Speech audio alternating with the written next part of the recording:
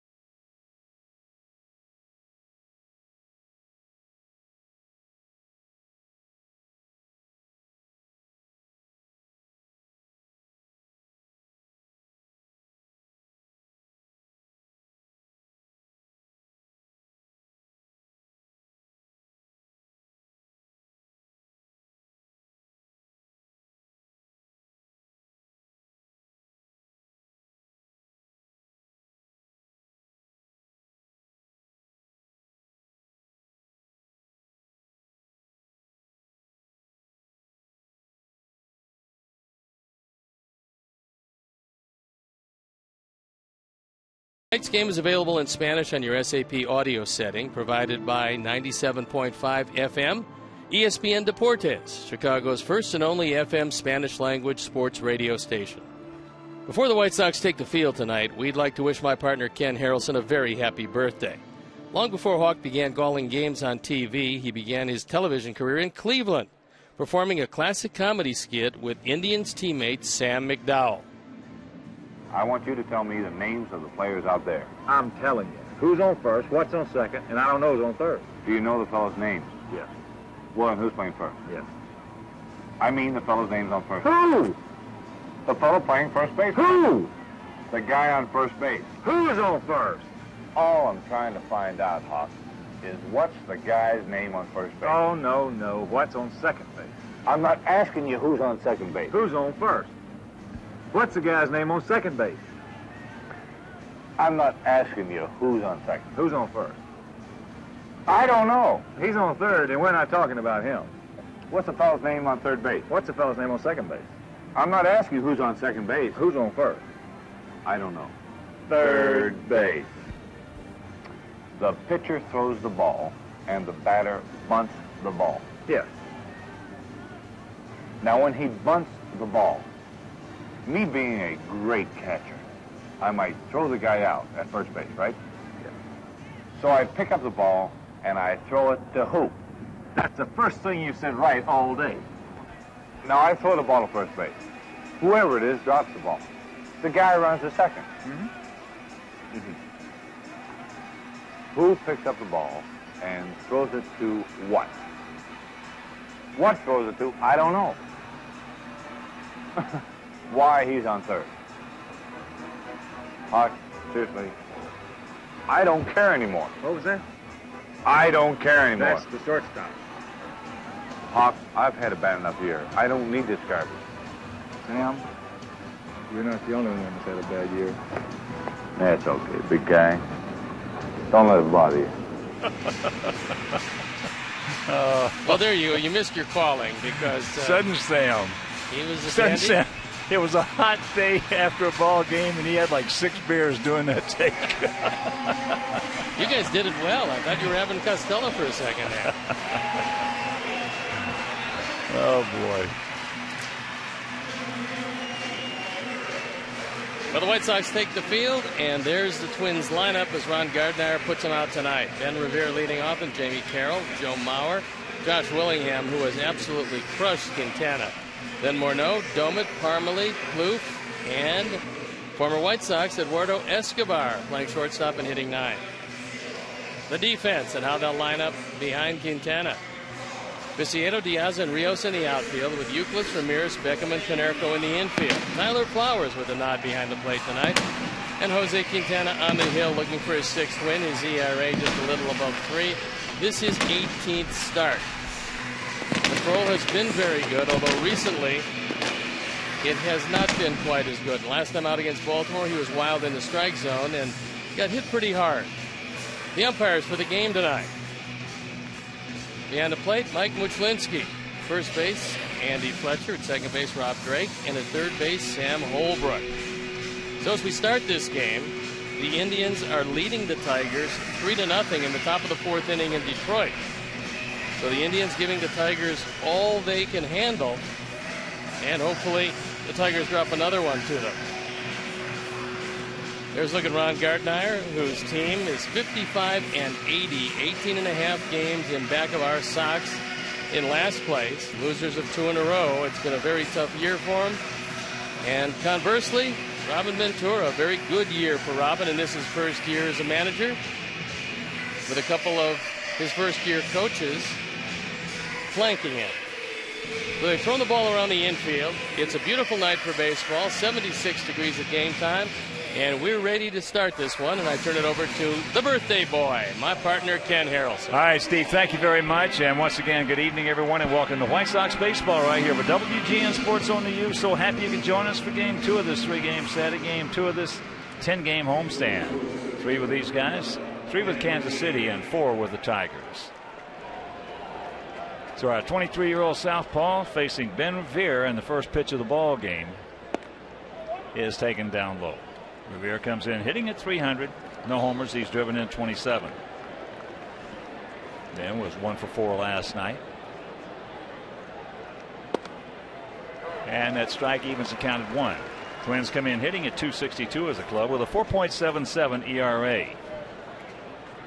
Minnesota 30-40 on the road, 25-40 at home. And as Steve told you in the opening, this club right here has hit him pretty well. There's a lot of pretty robust averages against Quintana, so he's got his work cut out for him. Especially Willingham. That was a crisp fastball. And the count 2-2. This is the 14th meeting of the year between these two teams. In the first 13, our Sox have won 10 of them. That's into left center field. We got a man there.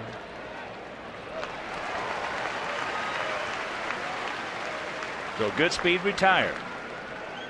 And here at the ballpark, 330 down the left field line, 335 down the right field line, 375 in the gap, send 400 straightaway center. Surprisingly, Minnesota has a better team batting average than our Sox. However, their pitching has been abysmal this year. Second worst in the league with an ERA of 4.77. So that and an okay defense means last place.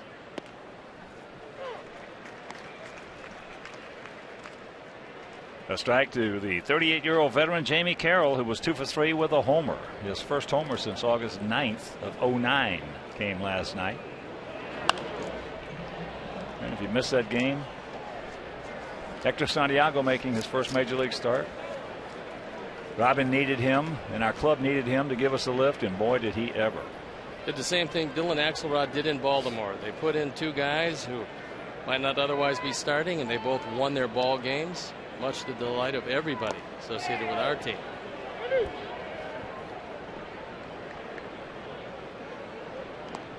One and two the count. Carroll most likely will put the bat on the ball. That's what he's been doing for most of his professional career, and it's been a long one. Little three hopper. And two down. And that'll bring up the catcher, Joe Mauer. And now we get into the part of the lineup that's really hurt Quintana over the course of his brief career. Mauer hitting at .317, 9 homers and 72 knocked in.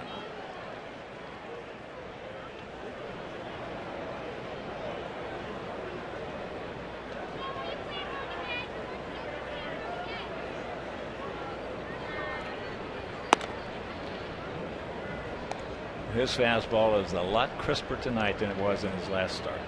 That went 93 miles an hour, so looks like he's feeling pretty good out there. Well, he said he was feeling good even after that last outing.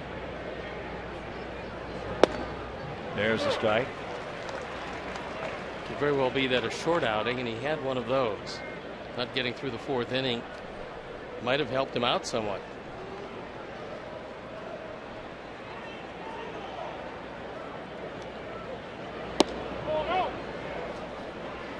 Two and one to count.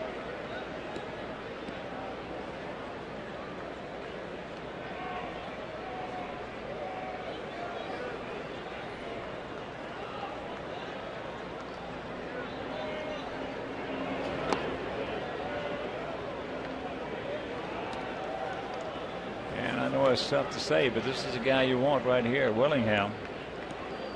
Is 4 for 5 against Quintana with 2 homers and 5 RBIs. Pretty ugly from our standpoint. And a full count. Oh, nice catch. Barehanded by one of the fans. The carom off the facade of the mezzanine.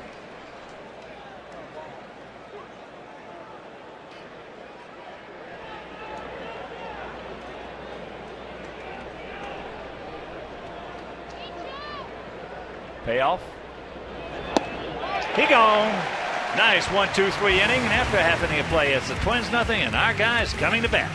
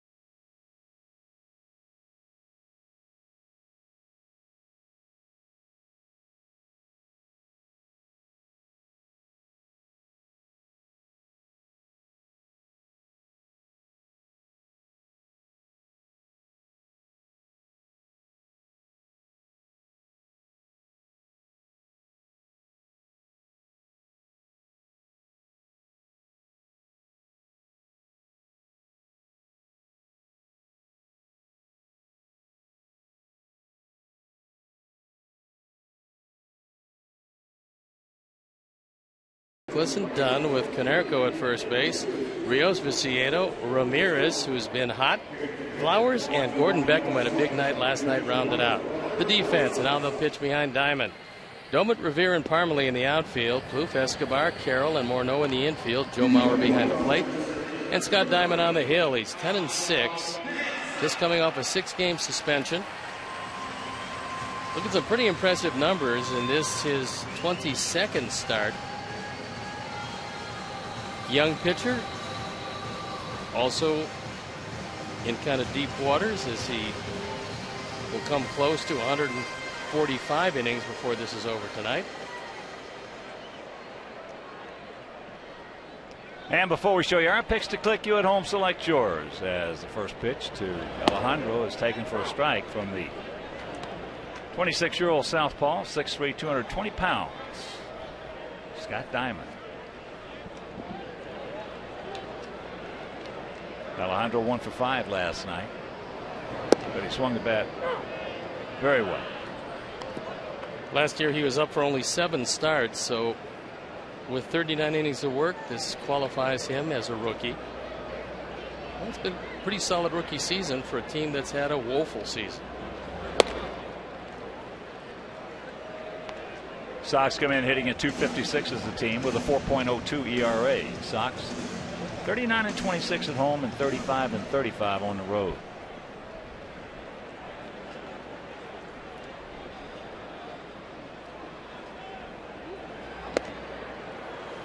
Gets him, and that's out number 1. Diamond is not your normal soft tossing left-hander. He comes straight over the top.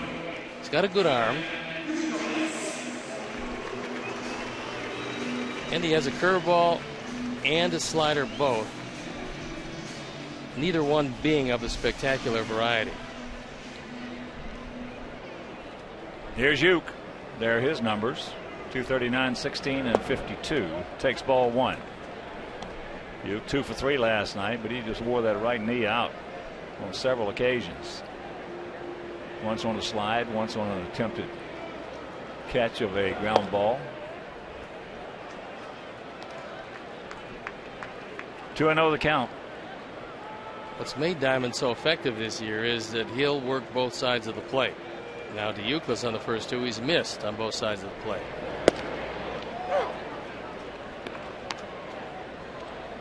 Pretty good 2-0 pitch right there. Yeah, even if you're looking fastball, you're probably going to let that one go. That's a pitcher's pitch, and you're not going to be able to do much with it.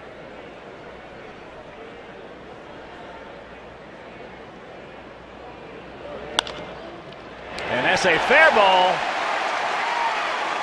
So that'll be a single off the glove of Trevor Plouffe. Well, that happened a couple times last night. One of them with Youkilis up. Took it right down the line, and Plouffe, who was not playing on the line, dove, missed it. This time he did get a glove on it, was able to keep it close enough to him that Uke could not go to second base.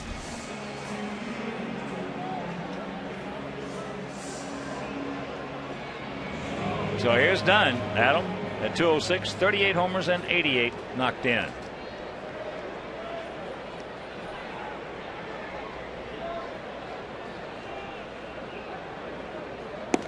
Takes that inside. That Cleveland Tiger game now in the top of the 5th inning, still 3-0 Indians.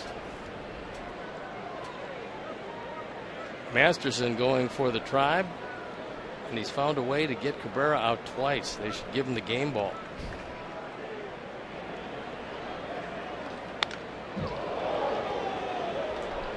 Fouls that back to even the count at 1. Konerko on deck and Rios in the hole, if we can get that far.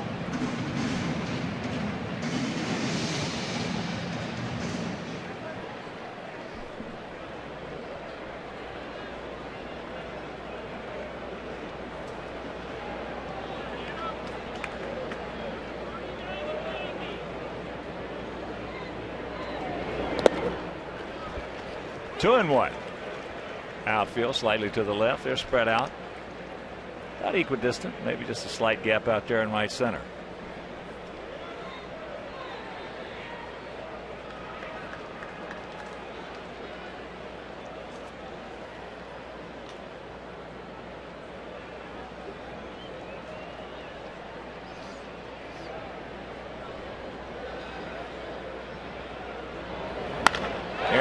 shot. Fair ball down into the corner. So Uke now is going to be held at third on the double by Dunn. Adam number 17. 17 two-baggers. We had exactly the same scenario last night. With one out, Euclid with a base hit, Dunn with a double, leaving runners at second and third. But I'm thinking there's a better outcome this evening as we were left scoreless in that first. This ball is absolutely crushed. Adam got a fastball on the inner portion of the plate. Boy, it's nice to have the big man back in the lineup. He missed a couple of games with an oblique problem. So here's Paulie. Paulie 1 for 3 with an RBI last night. It was a big RBI, a 2-out RBI. He's hitting at .308, 21 homers and 63 driven in.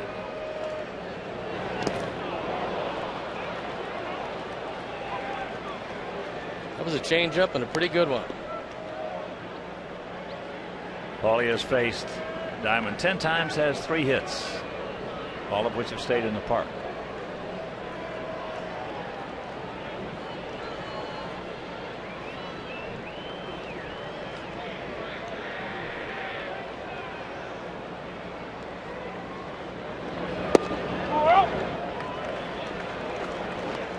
Ron Gardner is going to concede the run to try to stay out of the big inning. He's got everybody back in the infield except Morneau is a couple of steps in back of the bag and off the line at first.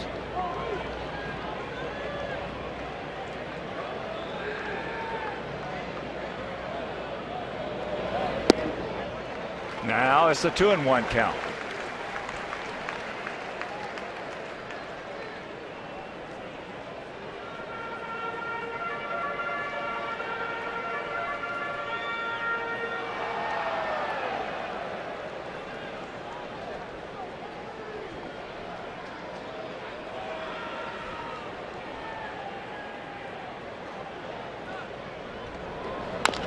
There's a chopper to Hopper. The only play is going to be to first base.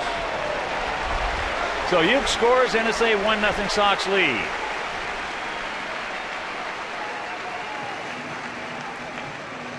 RBI number 64 for Paulie. And with the infield back, he took advantage of it, just made with some contact.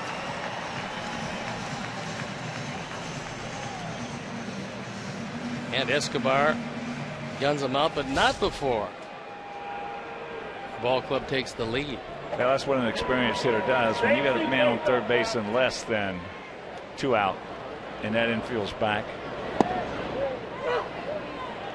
the only thing you want to do is just hit the ball back through the middle. You don't even think about hitting a fly ball. You don't want to do too much. You don't want to do too much. Pick him up, Alex. Alex at 295, 20 homers, 75 knocked in.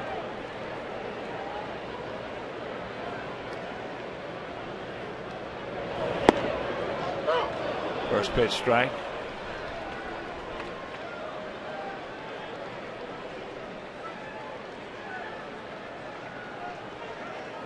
Oh, 0-2 the count.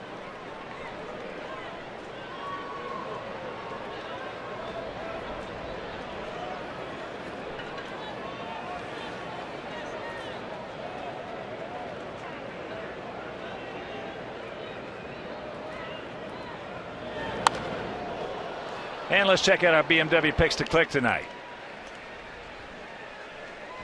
Jim Angio, our director and the crew, they went with Tyler. Steve's going with Alexei and Julie Taylor. Roy Rivas, Don Esposito, and I, we're going to go with Gordon Beckham.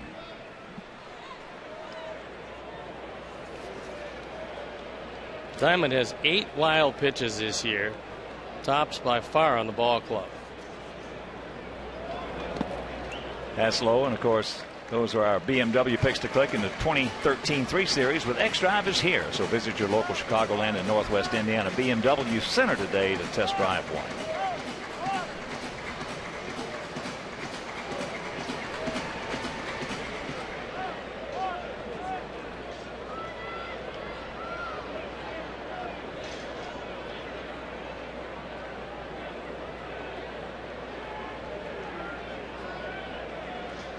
2 out and 1-2. Tops that one foul.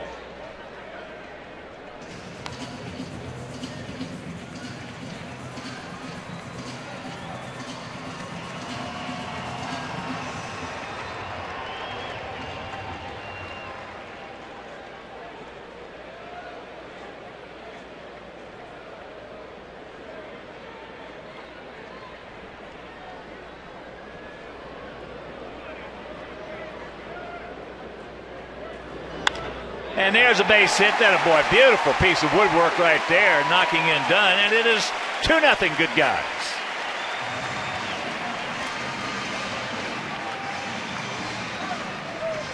RBI number 76, and with Alex dropping down below 300, he does what got him above 300 all year, which was just shorten his stroke, flick it out into right field, and put his ball club ahead 2-0.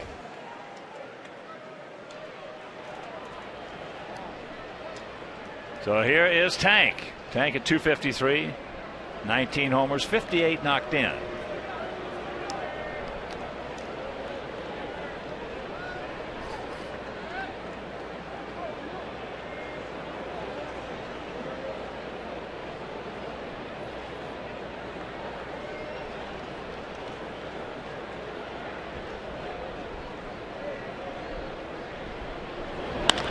Ball hit hard off by Trevor Plouffe down into the corner, so they're going to wave him around. Come on, Alex, turn it on, boy.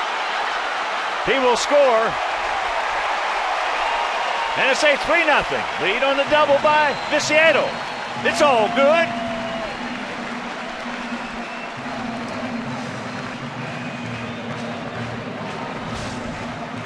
'59th run driven in. Trying to get that fastball inside, and you would think by now that Trevor Plouffe would probably be playing closer to the line, seeing as he spent the entire series watching everything rifled to his right. That's the 4th time in a game in 1 inning where he's had the ball rifled by him between him and the bat. So here's Alexei. Don't stop now, boys.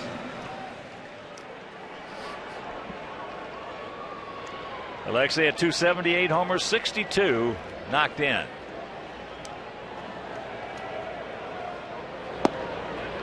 Takes first pitch strike.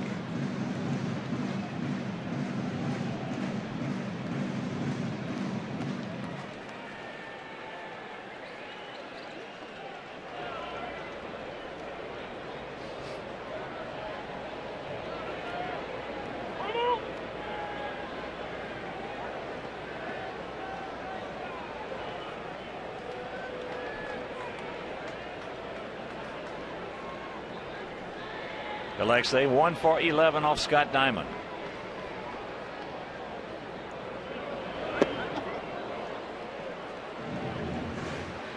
Nothing in 2. The big hole for Ramirez. A lot of pitches in the first inning for Diamond. Apparently that suspension didn't really help him too much.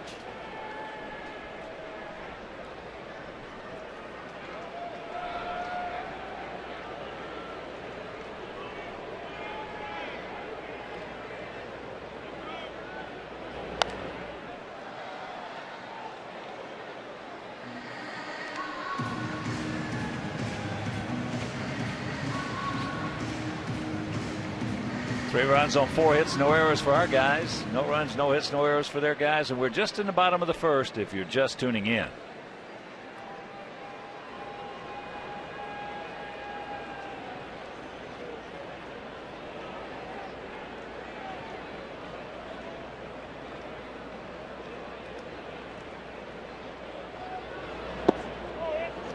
Good take right there by Alexei.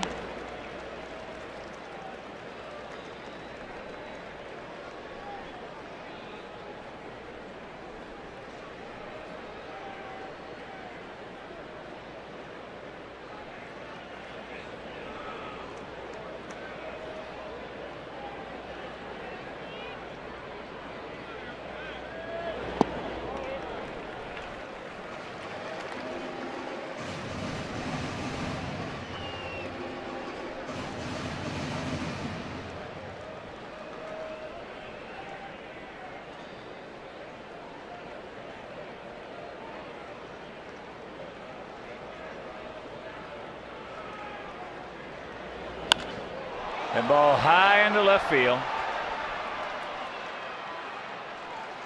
Doman makes the catch, but some damage is done as a crooked number goes up on that board, and we lead it 3-0.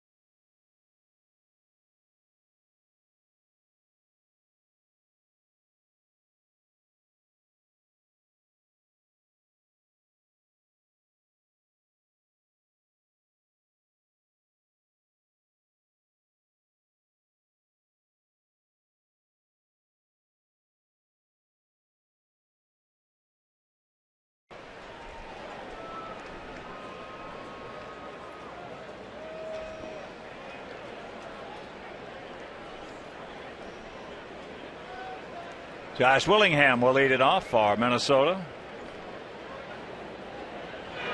And he takes up high. Willingham, as we mentioned, 4 for 5 with 2 homers and 5 RBIs off Quintana.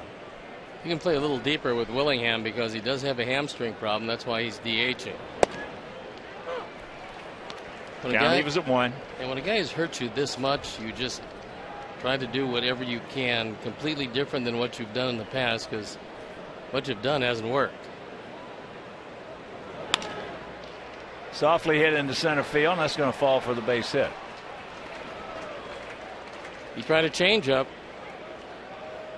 but seeing as not much has worked against Willingham, that one didn't work either. It's a good pitch. It's low and away. Willingham just apparently sees Quintana exceptionally well.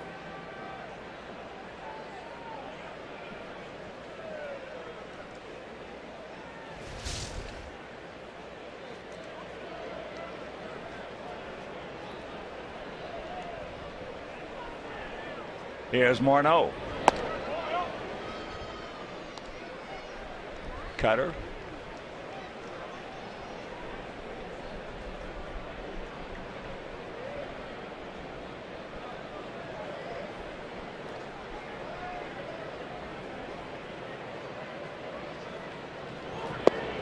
Yes, he did. And a count 1-1.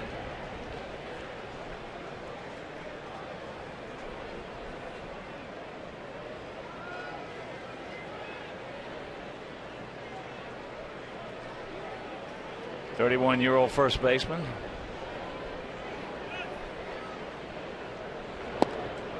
Comes in at .274, 17 homers, 68 knocked in. And he is 3 for 6 lifetime off Quintana.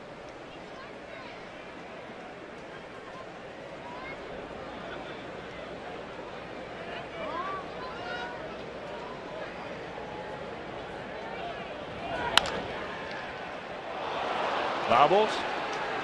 The throw, not in time. Probably going to be a base hit. We'll have to see what. Tough play. Yep. Boy, they give me 5. That ball came off with a lot of spin and was to Uke's backhand. That's a tough play to pick up an error. Either way, it's runners at first and second, nobody out.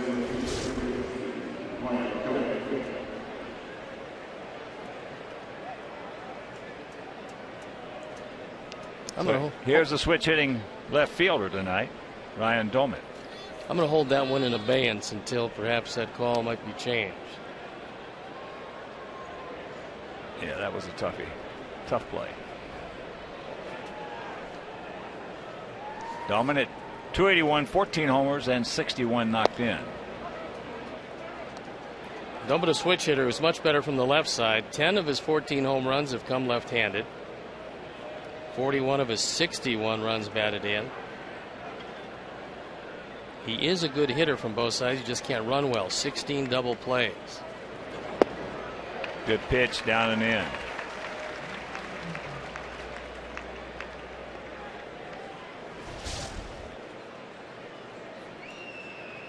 Nice solid breaking ball out of the zone.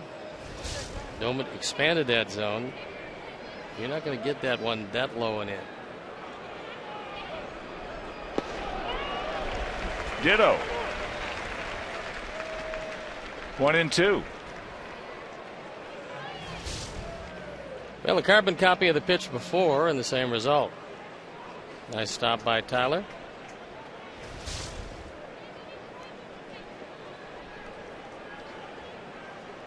Bob Rosenberg, longtime official scorer.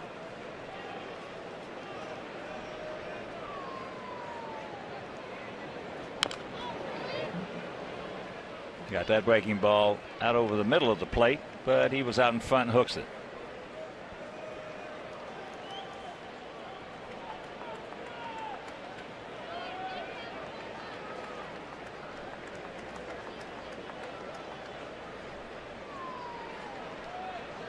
Trouble of brewing here in the top of the second.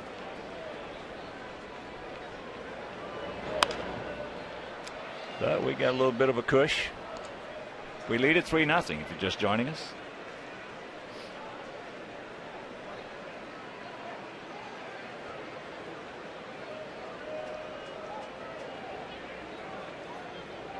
Love to have that ground ball to third or short.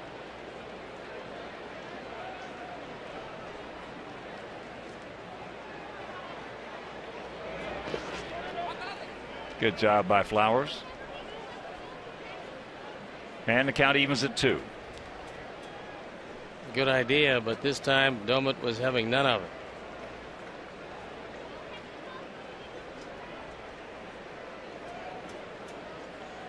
Cleveland hitting in the top of the 6th now, still leading 3-0 over the Tigers.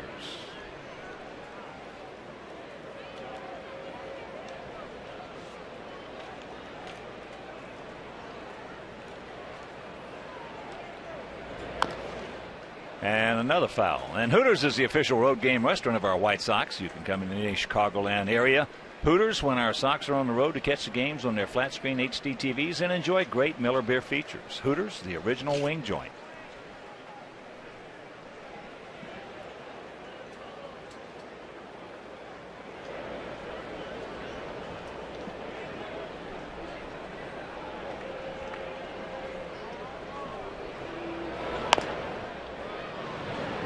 And another foul. He spent most of this at bat throwing it down and in to Doumit. He's had only 2 pitches out over the plate in what has been a pretty good battle so far.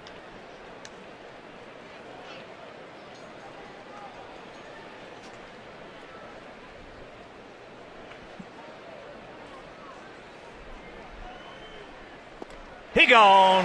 Dig out. On the 9th pitch, he threads the needle on the outside corner and throws it by him. See where Tyler wants it. Doumit's late. And you see that many pitches down and in. That's a pretty good pitch right there. Very good pitch. So here's Chris Parmelee, the right fielder. Chris at 235, 4 homers and 10 knocked in.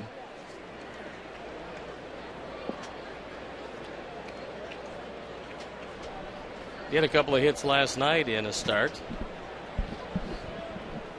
He's always swung the bat well against us.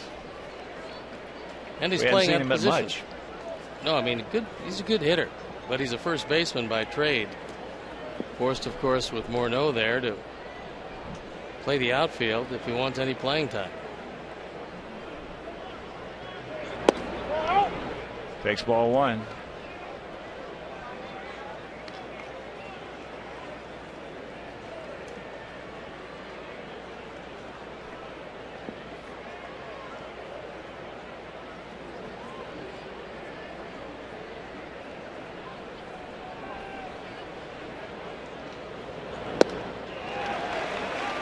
Big breaking ball there.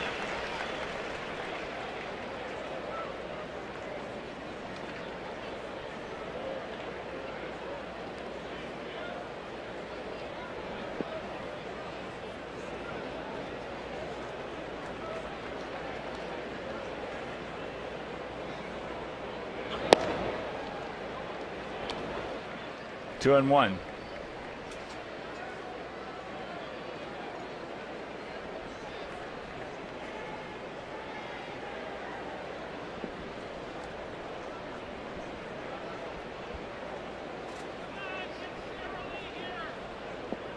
Parmalee just 24 years old.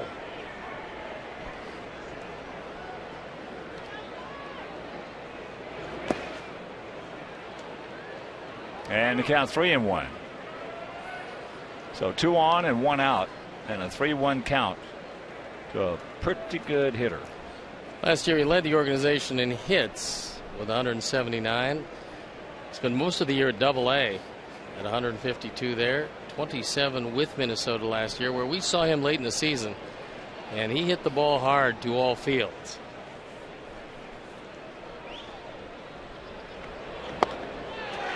It's full.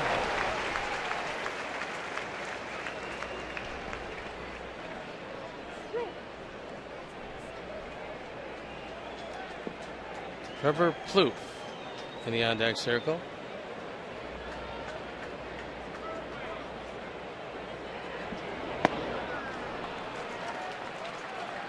And that'll load him up.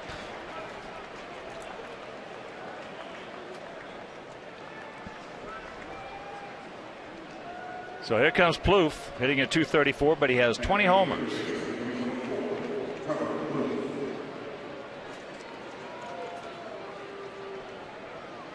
Trevor 0 for 4 last night.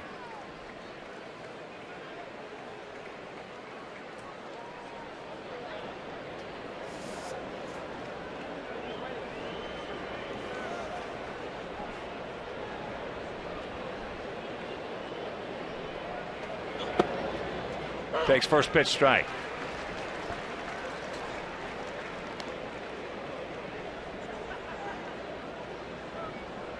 Sacks packed with Twins.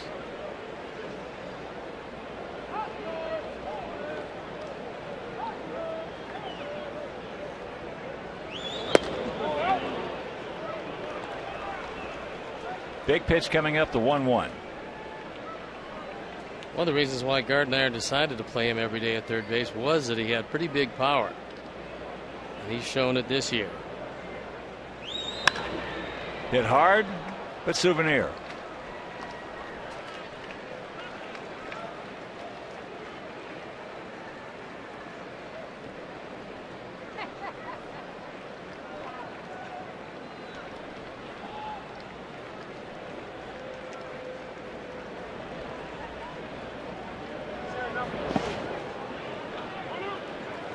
And breaking ball in the dirt to even the count at 2. Flowers is doing a terrific job of blocking low pitches, low and in for the right-hand hitters. Quintana has thrown a bunch of them already tonight.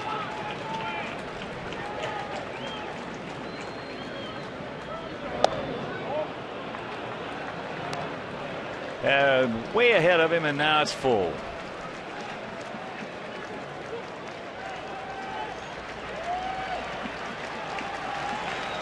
Eduardo Escobar on the on-deck circle. And the payoff pitch. It's a 3-1 ball game. And more bases on balls, and here comes Coop.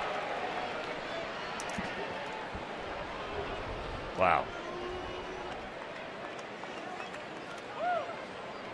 Well, there's one reason why I felt that Quintana's arm was somewhat fatigued. It wasn't the velocity.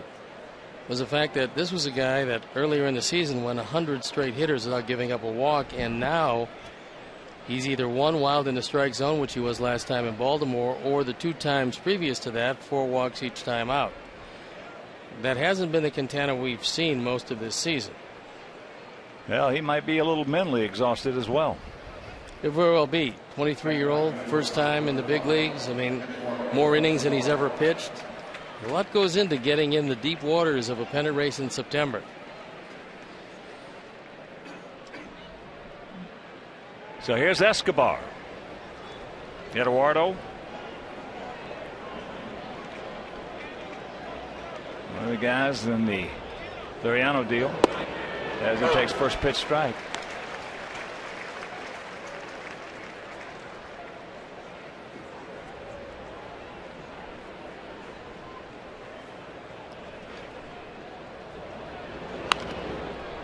Hit hard but foul.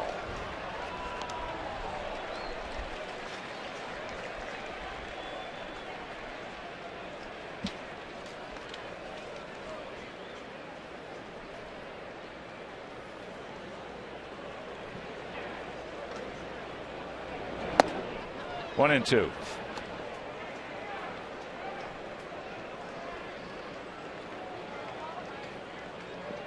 This is a 48th pitch, 31 of them in this inning.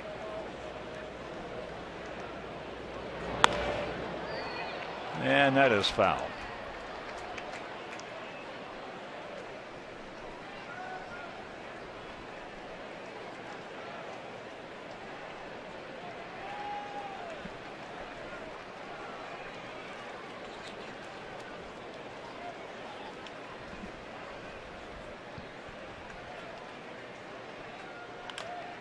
And there's the base hit. So that's going to tie the game. And these walks are just absolutely killing us. Absolutely killing us. RBIs number 4 and 5 for Escobar. His first at bat with the Twins, and he gets a fastball right down the middle of the plate. Takes it right back up the middle.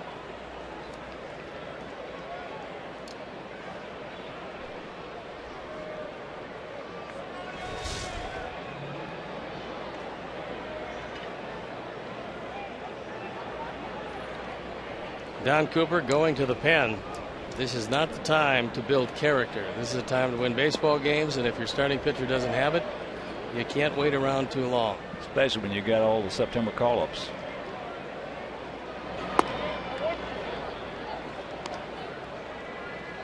No, sir, this is no time to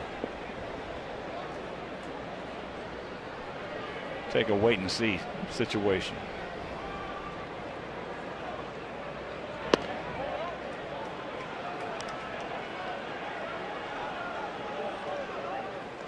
Dylan Axelrod just called back from the minor leagues, activated today. Throwing into pen.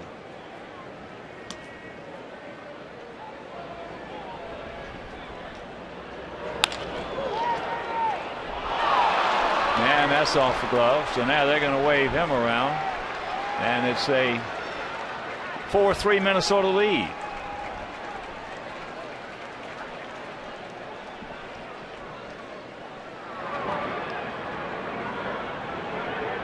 Escobar in the third.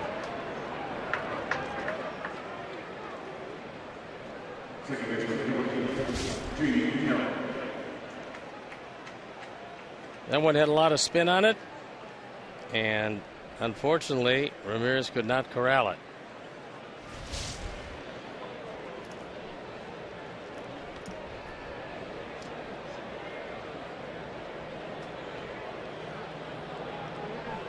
So here's Jamie Carroll with one out, runners at the corners.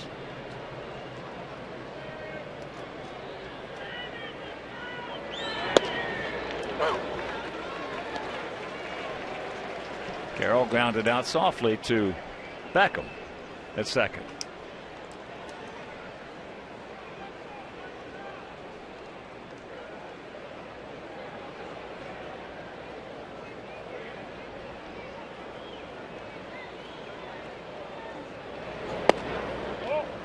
Except for the base on balls, we might have ourselves a 7 or 8 game lead in this division. They've been especially damaging over the last month. Unbelievable.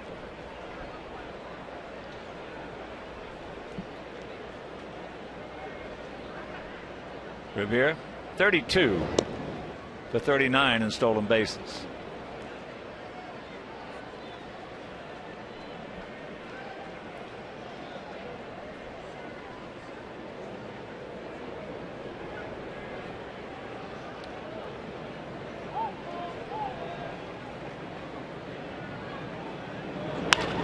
And there's a base hit. So it's a 5-3 Minnesota lead.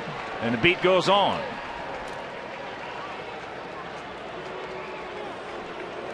That'll be at number 34 for Carroll. And that's going to be the last pitch that Quintana is going to throw this evening. Jamie Carroll, who you don't expect really to be a pull hitter, takes it in the hole between third and short. It was a very short night for Quintana, so we'll step out and be back after these messages.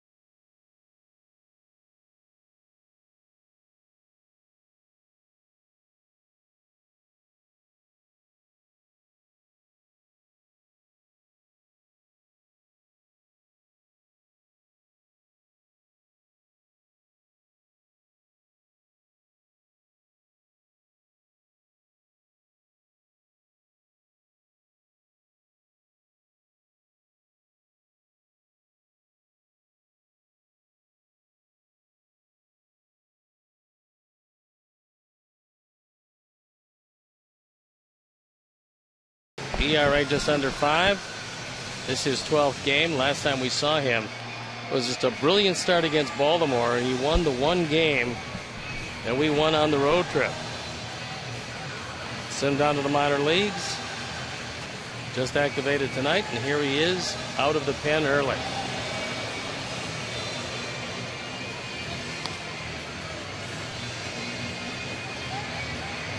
And he's got Joe Mauer coming up. With 2 men aboard and 1 out, 5 runs across here in the top of the second. Was he a very unhappy young man? Well, I think there's a little bit of a mixture of what we both talked about. Think so. A little mental and a little physical. And it's understandable for a young man who broke spring training and didn't have one clue that he would be up with a big club, and he's been here almost all year long. He's done a fantastic job for us. In the middle of a pennant race the entire time. I mean, each game pressure packed.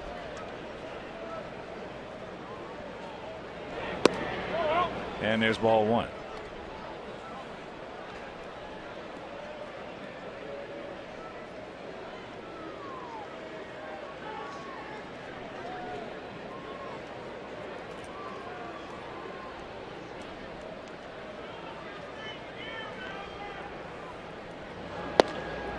And there's a strike to even the count. So take that error away from Uke.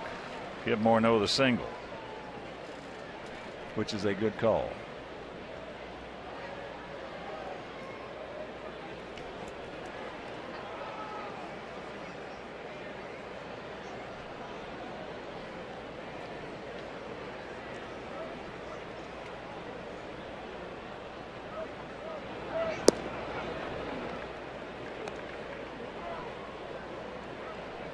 2-1 to count. Maurer, the ninth man to come to the plate. And still just one out.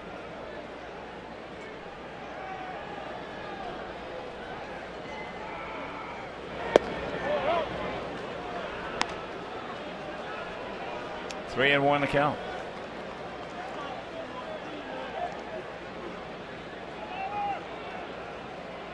Keep your eye on second base because Revere doesn't mind taking off, even with a clear throw for Tyler Flowers to third.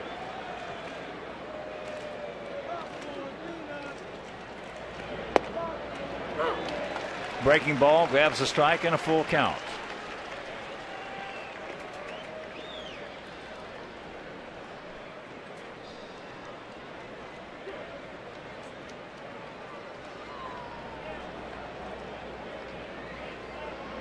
I'm thinking Gardy probably sends him here.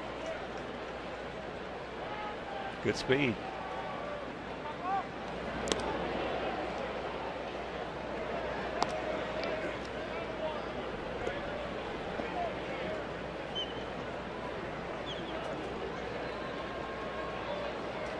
And you got a three-time batting champion at the plate.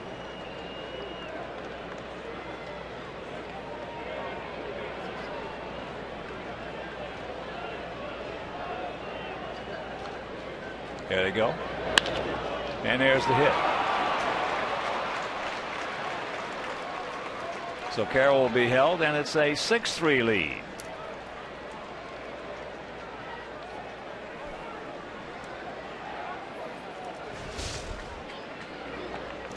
With the runners going, that fastball down and in.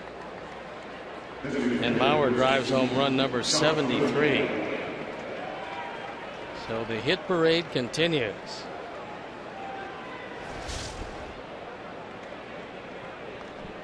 Here's the guy that started it off with that little soft single off the end of the bat into center field, Josh Willingham.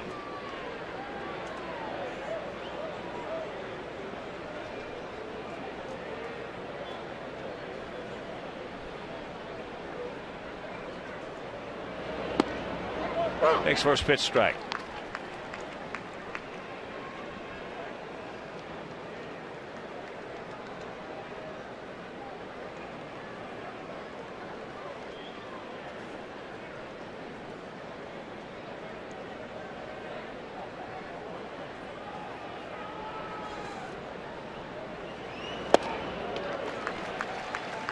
Oh, 0-2.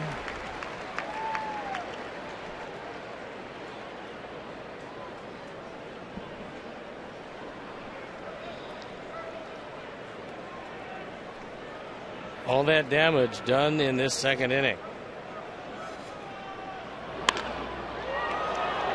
That ball high and deep into center field.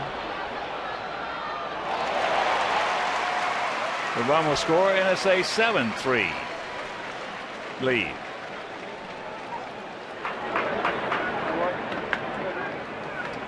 That'll be at number 97. Looked like the wind might have been the only thing to knock that ball down and keep it in the ballpark, as Willingham got a big piece of it, but fortunately not quite enough.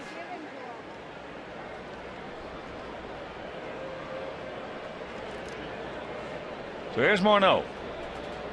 7 runs across here in the top of the second so far.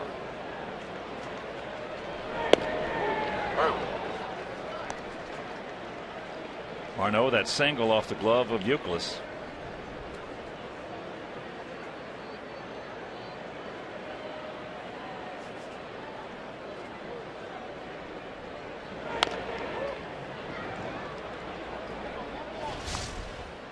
This seemed like it was about a week ago, but it was actually early in the inning. Came at him with a lot of spin. No chance at first base, but runners at first and second, nobody out. And at that point, it was a 3-0 lead.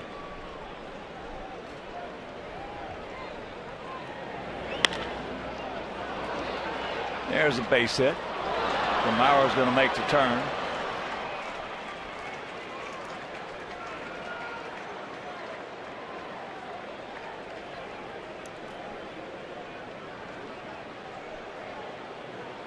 And that'll bring up Ryan Doumit, who struck out earlier this inning. But it will bring him up from his strong side of the plate.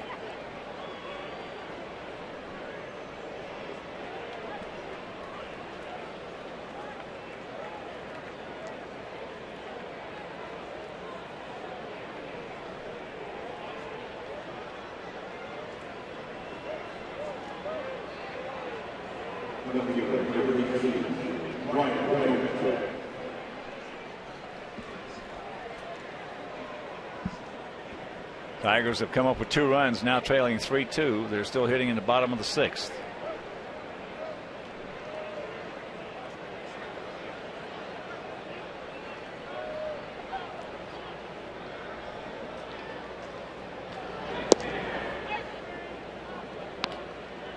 Mauer goes to third on they give an error to Alex.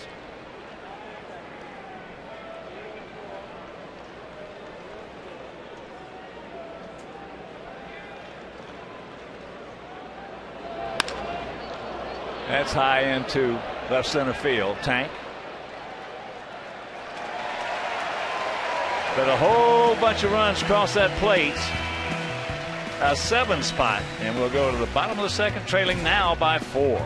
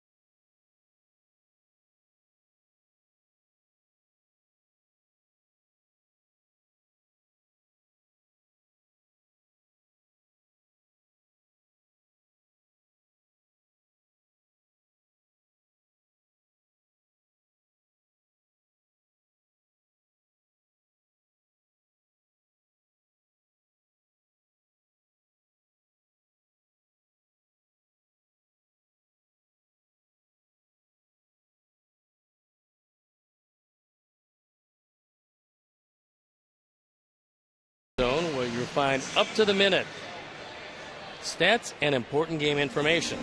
The Game Zone is sponsored by Safe Auto. Call 1-800-SAFE-AUTO now for a free quote with reduced rates up to 35%.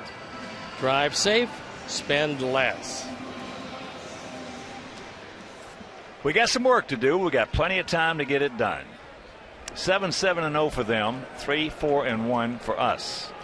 But we're just at the bottom of the 2nd inning. It'll be Flowers, Beckham, and Diaza. There's that pitch outside, and he's got Diamond set over there for quite a while. And he didn't have a good first when he'd come right out of the bullpen, so we'll see if that helped him or hurt him. Reaches out, hooks it, out and around it. So 1 out.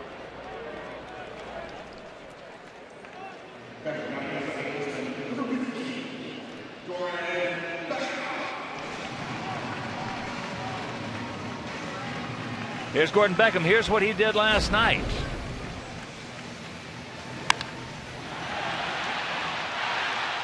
Man aboard AJ, and that gave us a 2-0 lead.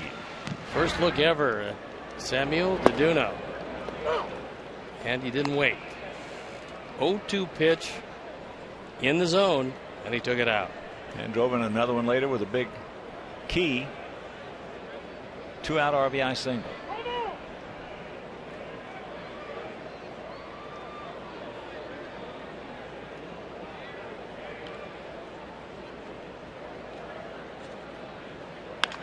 That ball hit hard. Get down. Too much speed out there. That Ben Revere can cover and close so fast. We covered so much ground that that ball was hit so hard it almost sliced away from him. Gordon hit the daylights out of it. Revere comes over. He's there. But as you can see, that ball started to slice, and Revere knows that he's kind of lucky to stay with it. So another hang Wolfram for Beckham.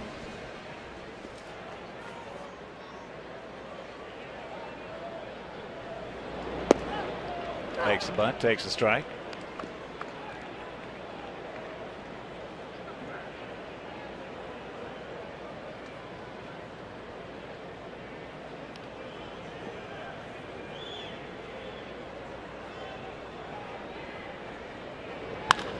Watch out, Harrell. Right over him. 0-2 the count.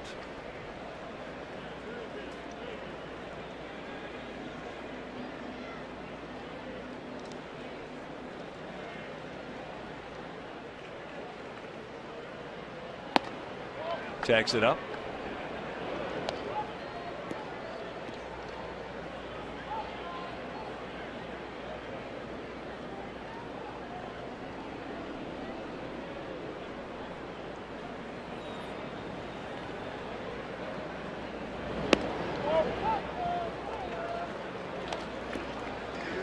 Come on, Alejandro, get us started here with 2 out. Uke on deck.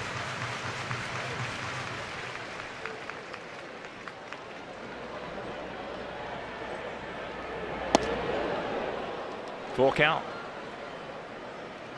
Tried to run a fastball inside on him and almost hit him in the leg with it.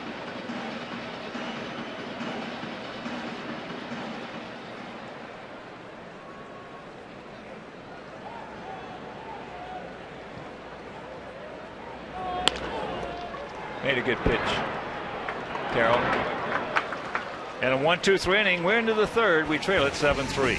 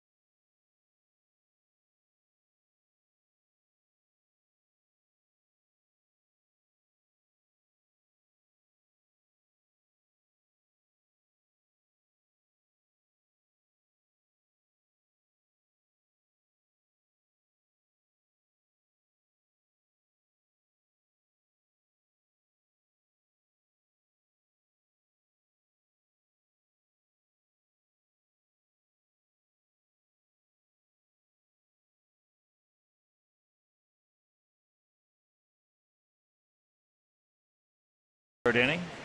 It'll be Parmelee, Plouffe, and Escobar.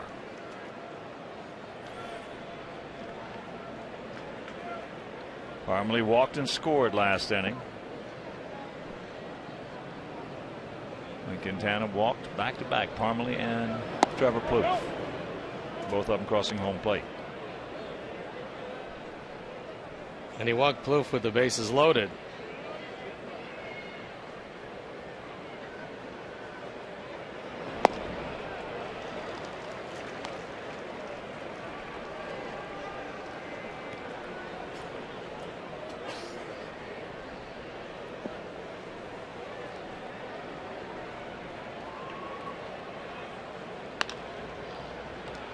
Nice little Hawthorne Woods hop right there.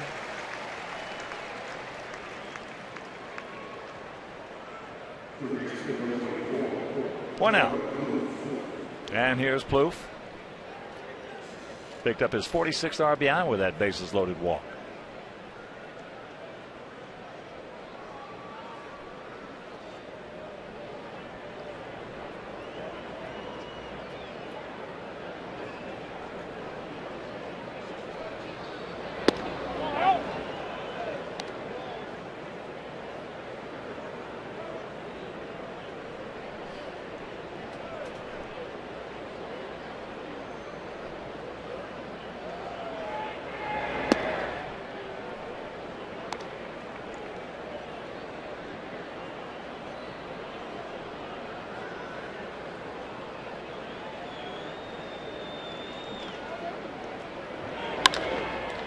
High and deep in the left field. Tank right in front of Harold Baines. 2 down. And with that wind swirling and looks like it's knocking the ball down to center and left. That was another one that looked like it had the distance, but just kind of hit the invisible hand and knocked it back into play. Those 2 Tiger runs coming on 34th homer by Miguel Cabrera. First pitch strike to Escobar, who had a big 2-run single last inning.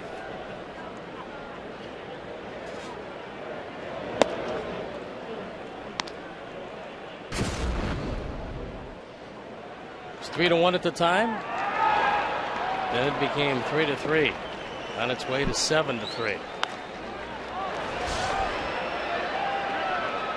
Tyler. And that's a nice 1-2-3 inning. We go to the bottom of the 3rd. We need 4 to tie.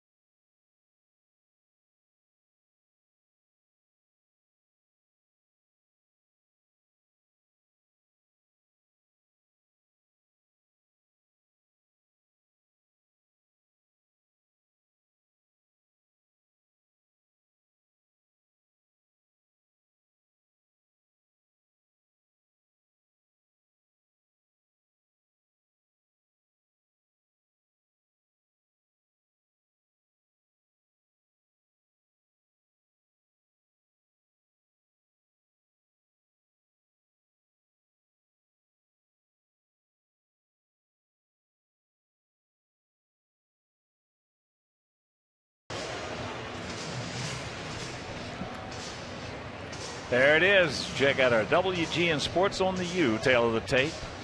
We had 3 in the first. They had 7 in the second. So let's chip away, boys. As Uke will lead it off. He singled and scored in that 3-run first.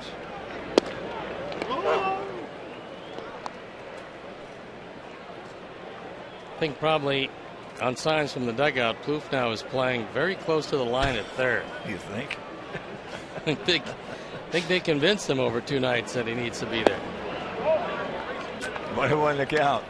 It's a pretty good pitch that Diamond did not get that last pitch.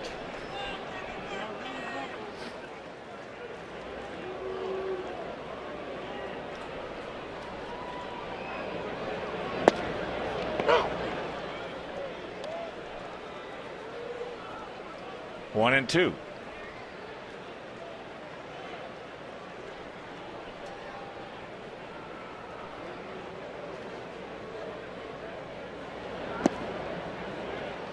That's low.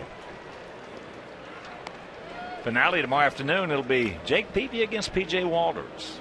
So make your plans to be with us here at the ballpark. If you cannot be here, that game will be over Comcast Sportsnet.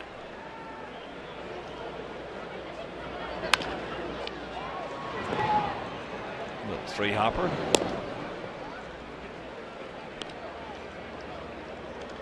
One out, and that'll bring up Adam Dunn, who just ripped a double down into the right field corner. That game tomorrow is a 1:10 start.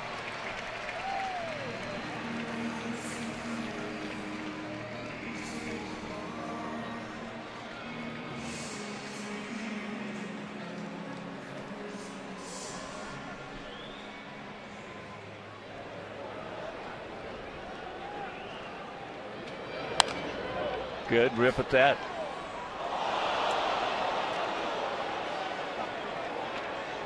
Well, that time a fan in the first row of the upper deck had hit right off his hands and just dropped down. So he got sore hands and nothing to show for it.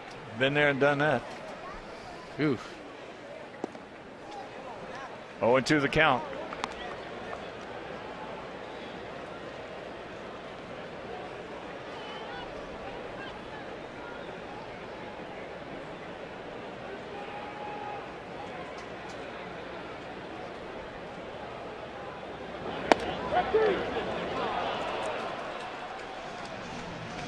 Two down. And I'm somewhat surprised. He probably was surprised that Diamond went right at him, because that was a strike.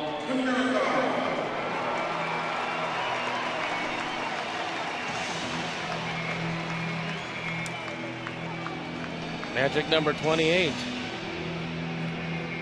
Counting this one.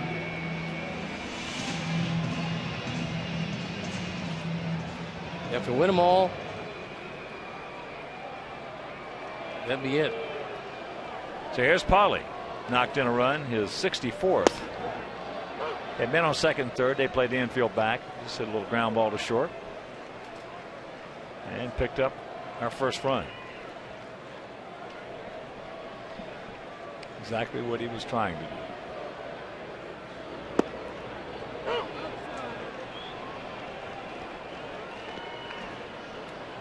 Diamond, since that first inning, certainly has settled down. Now he's throwing everything in the strike zone.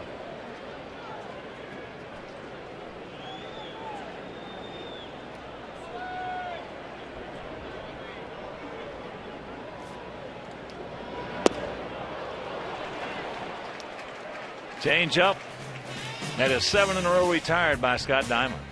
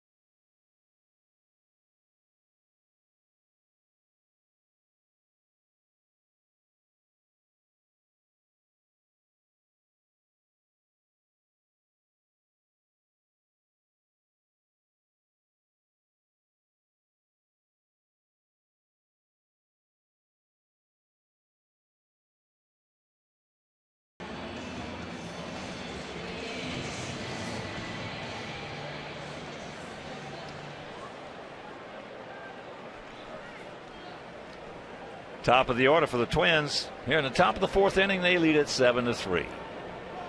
It'll be Revere, Carroll, and Mauer.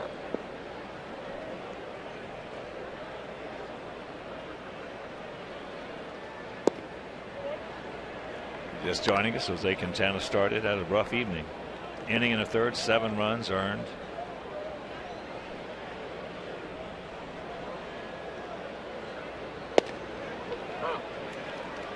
There's a strike for a 1-1 count. Check some other scores for you. Washington leading the Cubs 8-4. That's in the top of the 6th in D.C. Texas at Kansas City tied at 2, bottom of the 4th. Baltimore, they continue to roll, shutting out Toronto 8-0, top of the 8th, up at the Rogers Center. Ball hit sharply.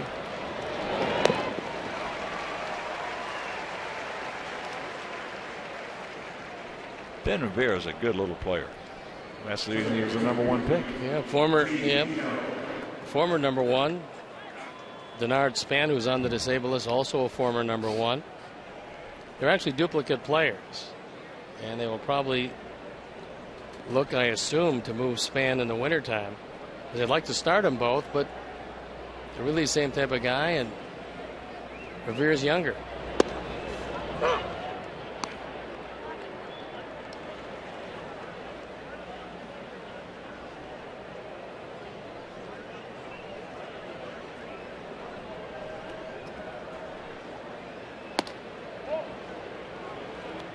One and one to count to Carroll, who is 1 for 2, an RBI single. Other scores: Pittsburgh leading Houston 2-0, bottom of the 3rd at PNC. Rockies shutting out the Braves 2-0. That's in the bottom of the 7th in Atlanta. Milwaukee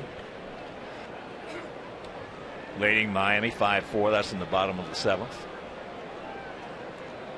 Tampa Bay, boy, they got the Yankees number. They're leading 5-2, bottom of the 6th in St. Pete. Well, it looks like that Baltimore score is going to hold up, and if the Tampa Bay score holds up, it's going to be a tie in the East between the Orioles and the Yankees.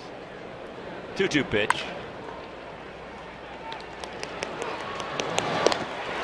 Good play by Alexei, right over the top. 2 down. That's what it looked like coming into tonight. Baltimore wins, Tampa Bay wins.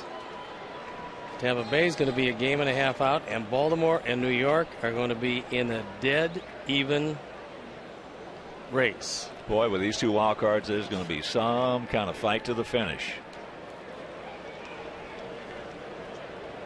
Cincinnati leading the Phillies 2-1, bottom of the 7th at the Great American Ballpark. As Mauer had an RBI single. Cardinals shutting out the Mets 3-0. Bottom of the 4th in St. Louis. Later on, Angels taking on the A's at the Coliseum. Boston and Seattle. San Diego at LA. And San Francisco hosting the D-backs. Layson Septimo getting ready in the pen.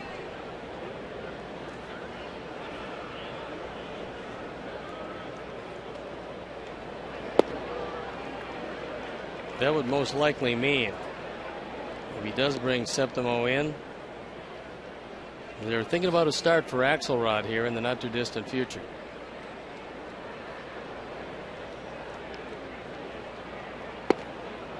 Three and one to Mauer.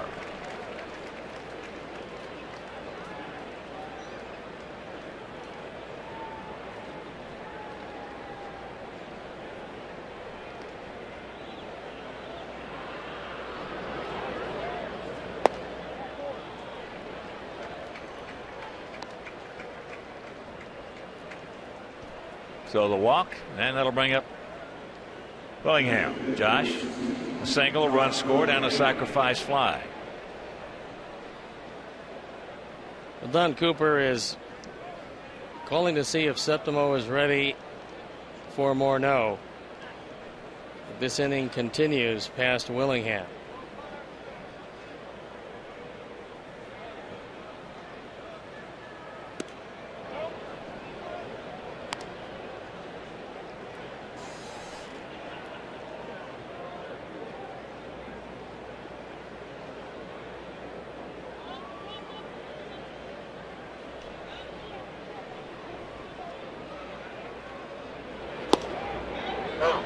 Takes that one right there. 1-1 to count to the 33-year-old veteran.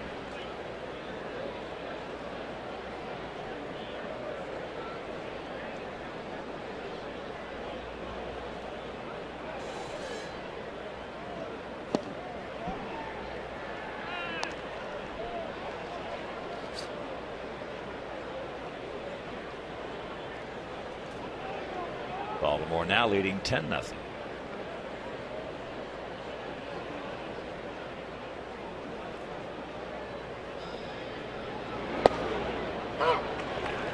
Two and two.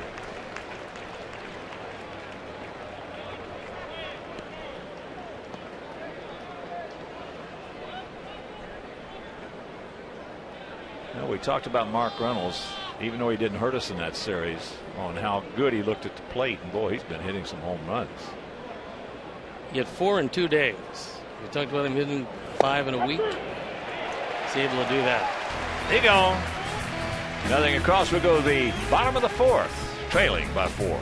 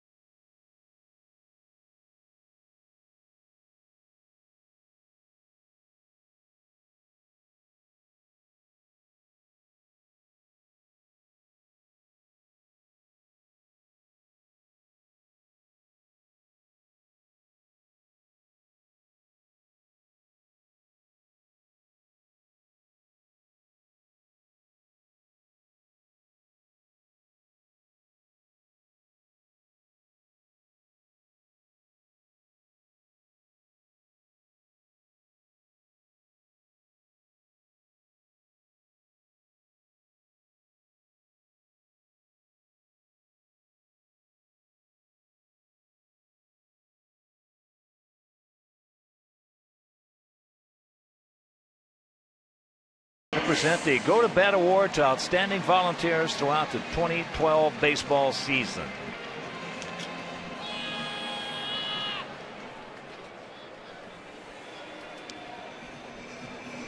That's all we got. Bottom of the 4th. 18 outs left, so we got plenty of time. And here's Alex. He had an RBI single, a 2-out RBI single in the first inning.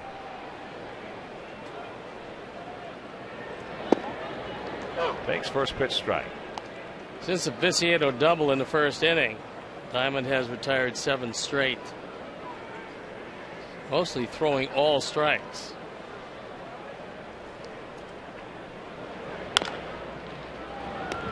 That's a fair ball.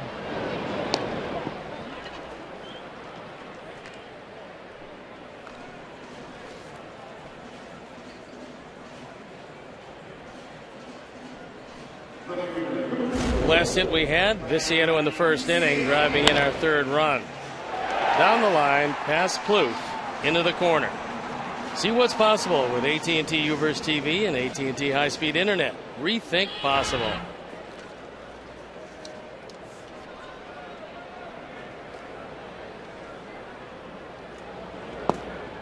That's low and away.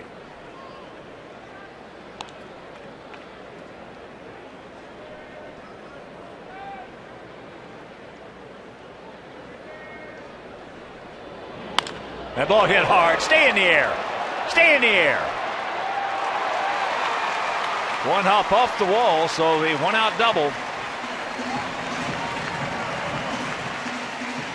Tank with his 15th two-bagger.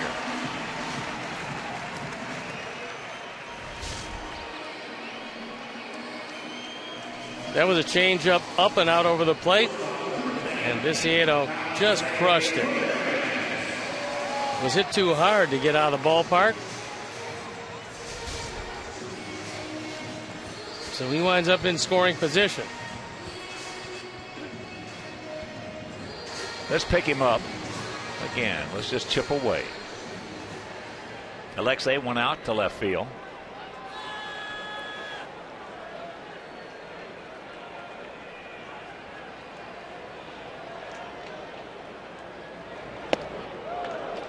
Yeah, Mark Reynolds, 3 for 4 tonight, 4 RBIs up there in Toronto. 17th homer. He's the kind of guy that he can carry a ball club for a couple of weeks. Well, he's hit 5 in the last week and shows no sign of letting up. Checks it up, fouls it off.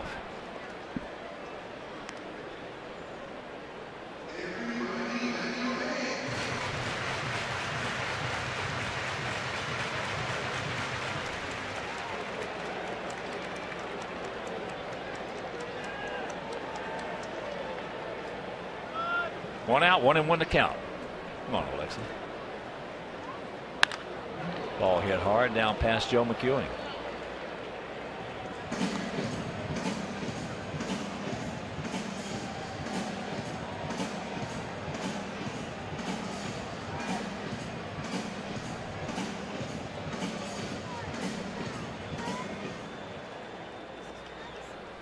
If you're just tuning in, all the runs scored in 1 inning for each team. We had 3 in the first. They had 7 in the second.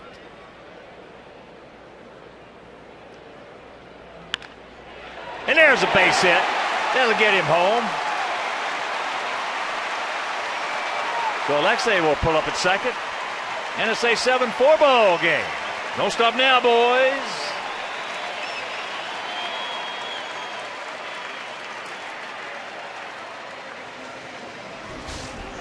Up in number 63 as Alexei reaches out, takes that off-speed pitch, waits back just long enough to get it over the head of Plouffe. This time he was in the right spot, just playing him too low. And as it rattles around in the corner, it's back-to-back doubles.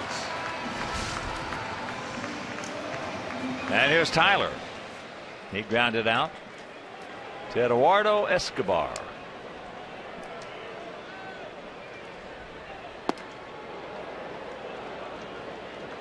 Beckham on deck.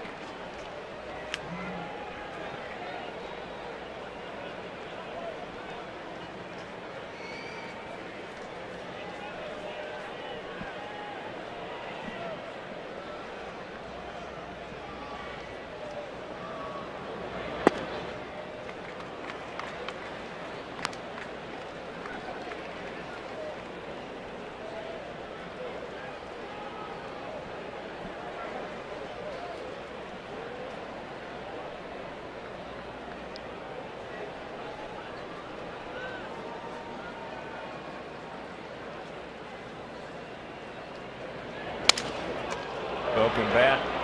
Escobar on the move. 2 down. And here comes Beckham. He barreled one up and just hit a bullet into left center field that Ben Revere got there in a heartbeat to make a good catch.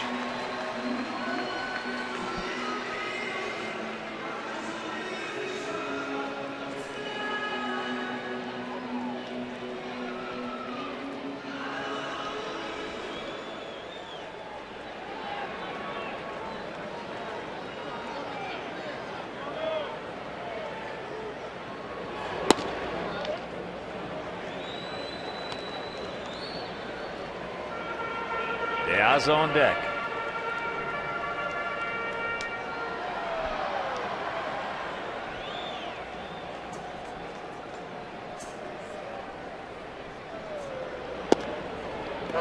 Count evens.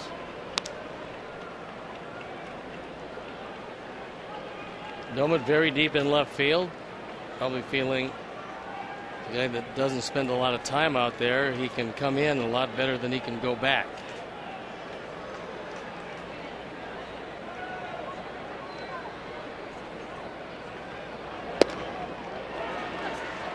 Two and one the count.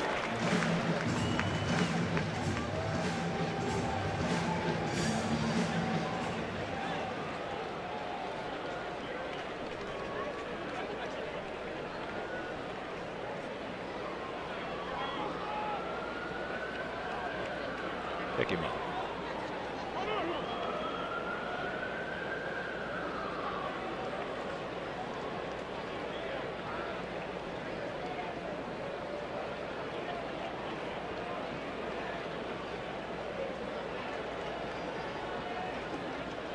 The arms in the outfield are not great all the way around for Minnesota.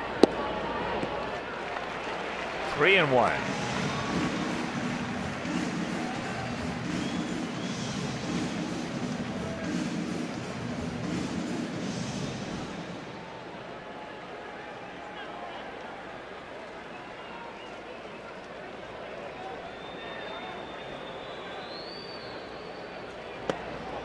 And that's ball 4.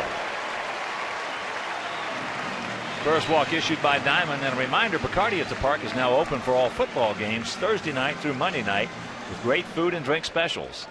There's free parking for all football games, including Bears home games when the White Sox are away. So check out BacardiAtThePark.com for game listings and how to book your next party.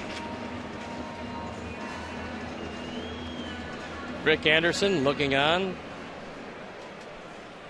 At this point, a very concerned pitching coach,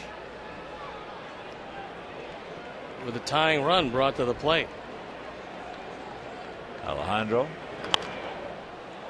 0 for 2, a strikeout and a ground out to second.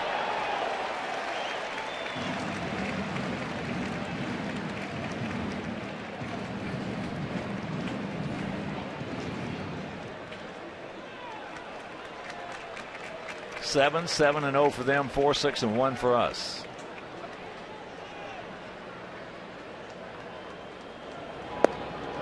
Yes, he did. And the count 0-2.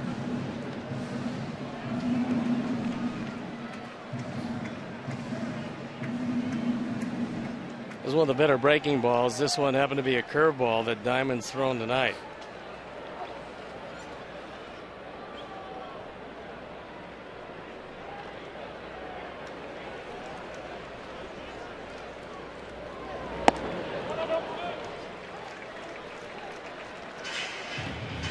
Two on, 2 out, 1-2 the count.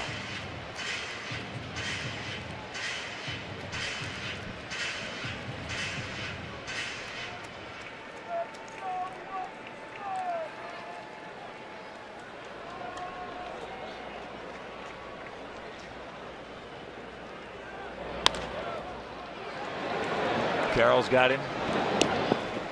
And that'll retire the side, but we do pick up 1. And it's a 7-4 Minnesota lead.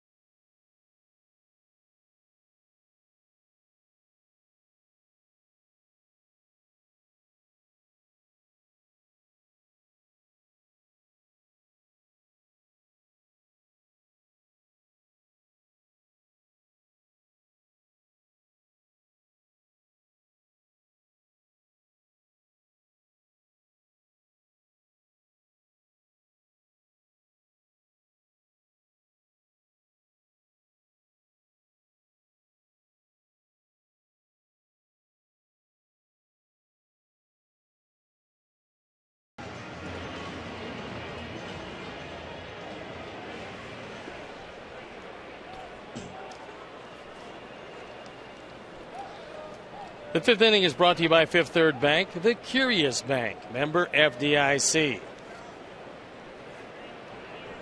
Here's Justin Morneau, is 2 for 2 with a run scored. Outfield, straight up, about equidistant.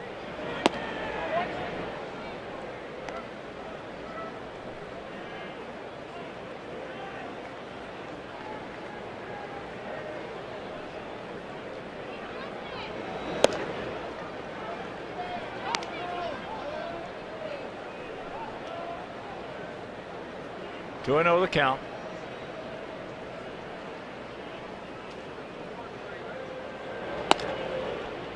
No walks. Come back and get him. Make him hit it way on.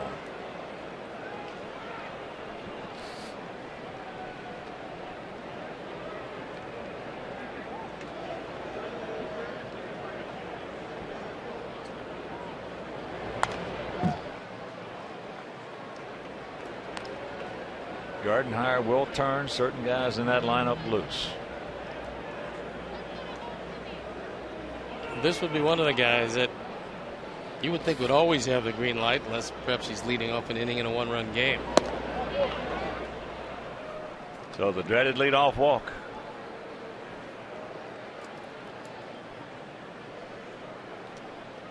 And here's Dahlman. He's 0 for 2, a strikeout and a fly out to left as he's joined by Umber. Septimo is.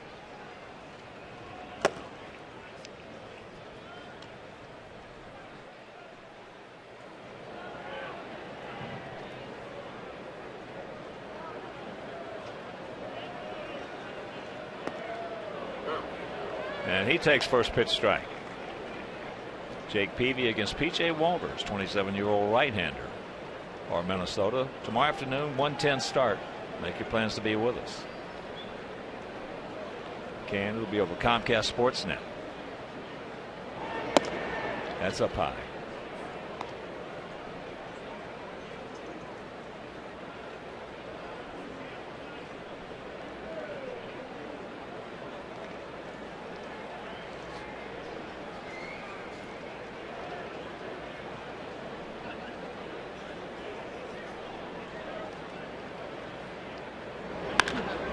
That ball's hit hard. Off Jackie Robinson's sign. So the leadoff walk now is going to be on third base. That's about as long and as hard a single as you could expect, as Domit, from his strong side, which is the left side, just crushes it. So Robin is out, and he's already made the call. For Septimo is Chris Parmelee. Will be the hitter. So Axelrod departs. Septimo comes on in. We'll be back.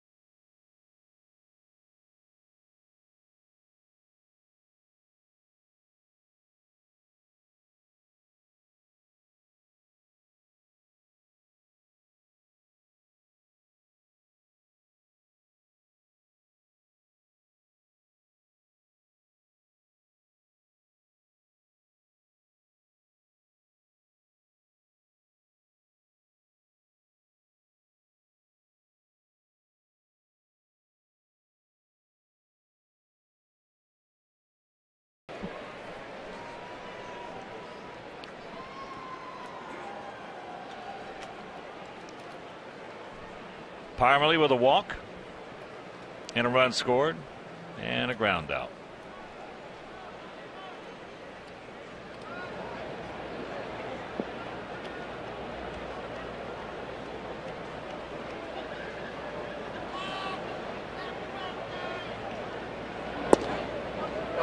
First pitch strike.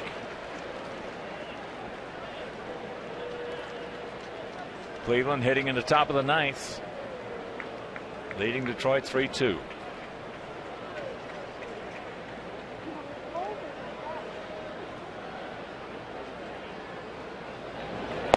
Oh yeah, and the count 0-2.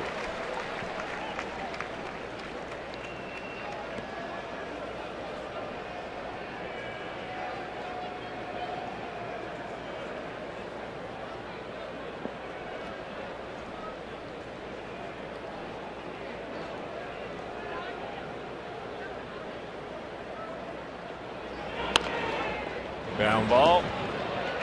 Uke gets him at first, but the leadoff walk scores, and it's 8-4. 11th run batted in for Parmalee. He squibs it off the end of the bat. And Uke, once he goes down, you can't think about two. He gets one. That looks like that's going to be it for Septimo. As Umber will come into the game, so as Septimo exits, Umber comes in. We'll step out and be back after these messages.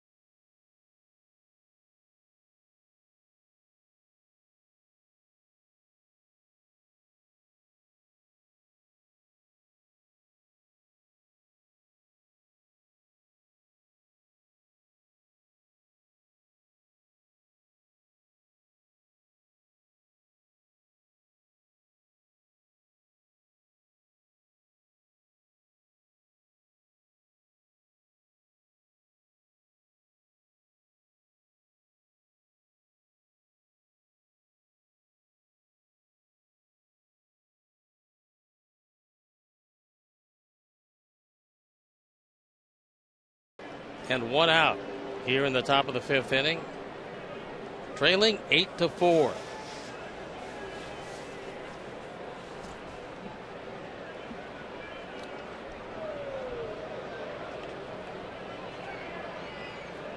So here's Plouffe.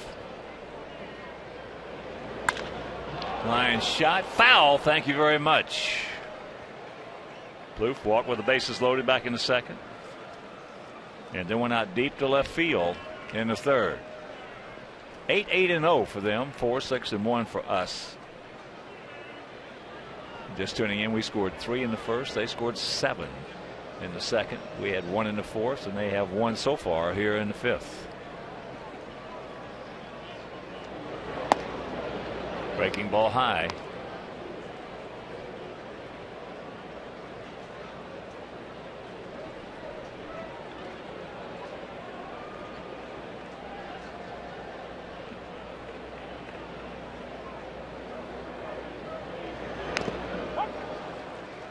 And the count 1-2.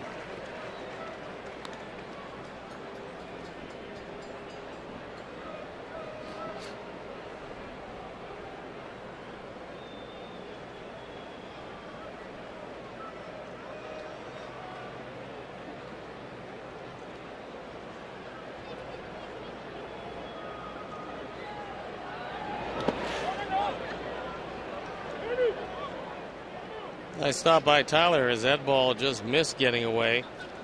Humber threw it well wide of the plate. Flowers with very good mobility to his right was able to knock it down before Phillip was charged with his 10th wild pitch of the year.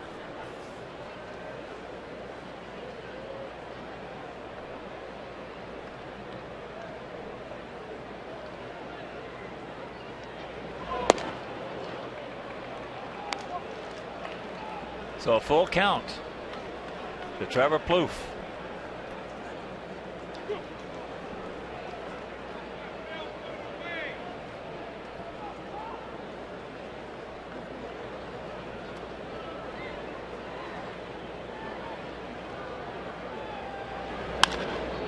That's trouble. It's a 9-4 game, and now he's going to make the run to third, and here's a throw, and he's going to make it.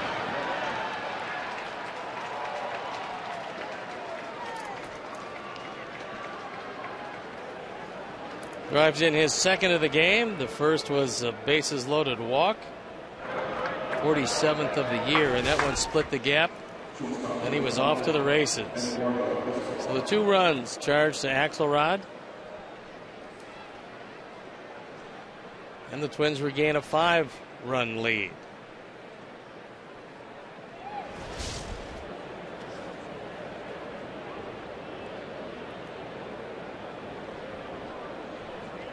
Well, we've walked 4 guys and 3 of them have scored.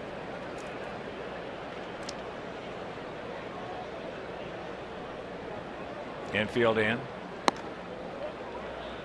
Escobar, 2-run single in the second. And he fouled out to Tyler in the third.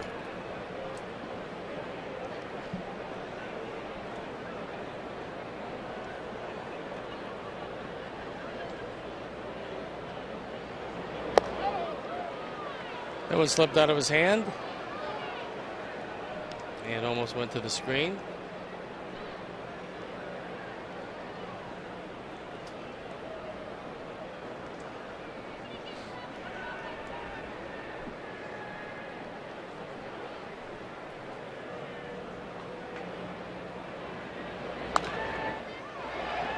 Escobar all over it, just underneath it.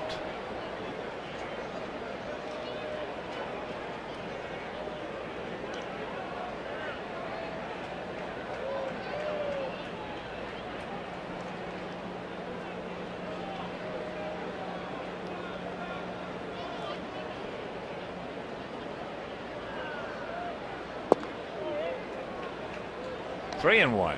Ben Revere on deck.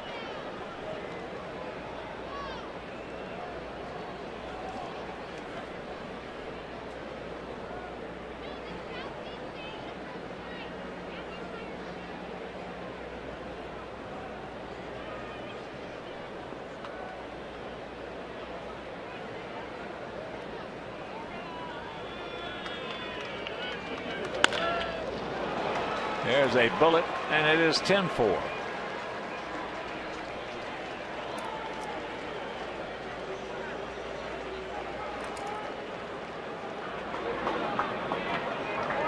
Escobar 2 for 3 with 3 RBIs. RBI number 6 this year. Ties his season total what he had with us in his first game with the Twins.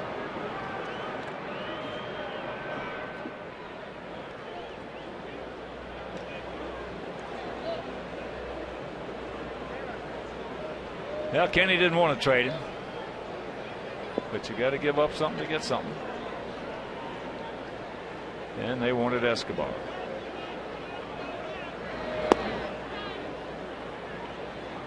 Revere 1 for 3 with an RBI and a run scored.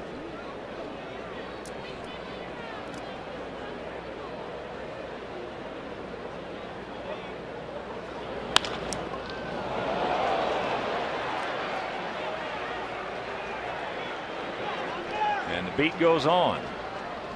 Well, Escobar almost got tangled up with Paulie at first base. And one of them almost got hit by the line drive. Still has the speed to make it to third.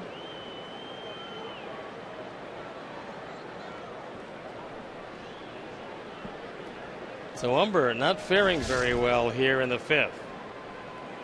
Well, when you go 2-0, 3-1, 3-2 on guys, you're not going to fare very well in major leagues. Unless your stuff happens to be overwhelming, and Phillips is not. So here's Carroll. He's 1 for 3 with an RBI. 10 runs on 11 hits for Minnesota.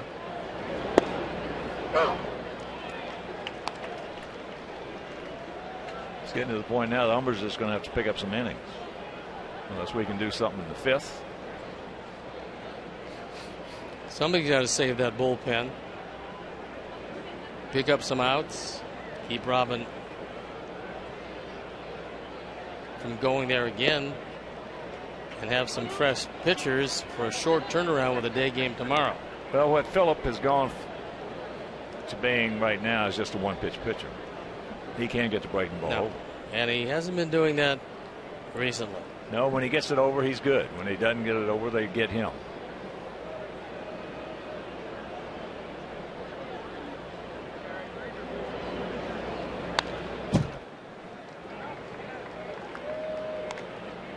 One and two the count.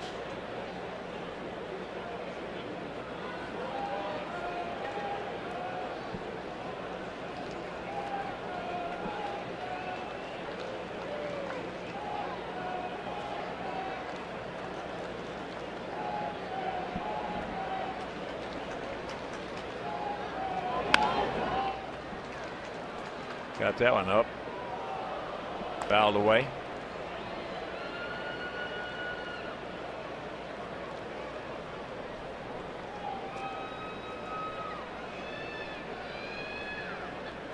Tigers hitting in the bottom of the ninth. Prince Fielder at the plate just struck out against Chris Perez.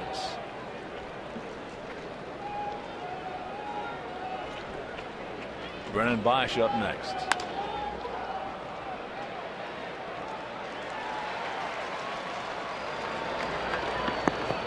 And it is 11-4.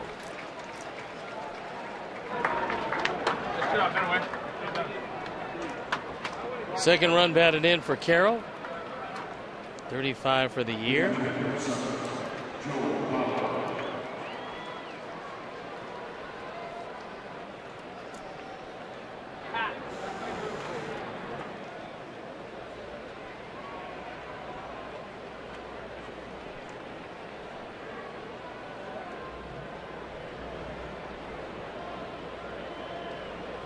And here's Maurer.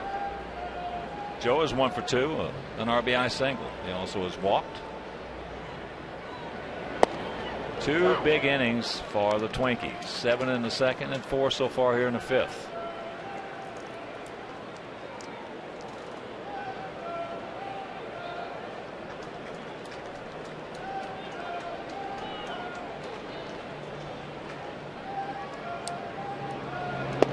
Brennan Bosch just struck out. So Delman Young at the plate with 2 out, nobody on. Bottom of the ninth at Comerica Park.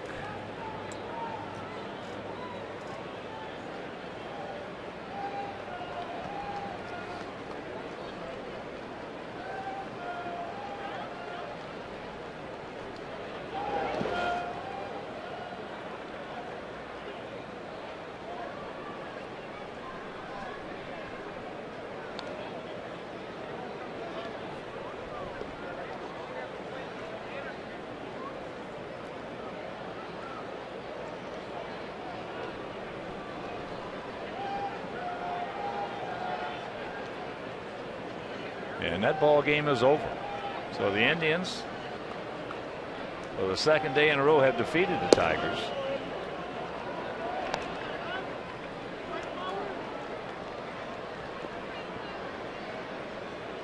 And wouldn't it be nice if we could just come back in this one?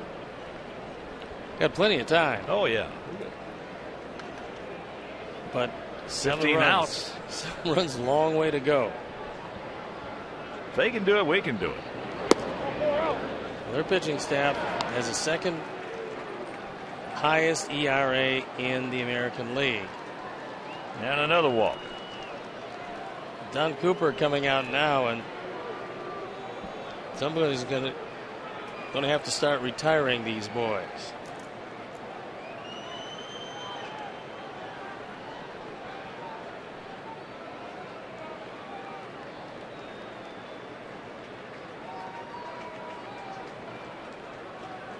Yankees hitting in the top of the ninth, trailing the Rays 5-2.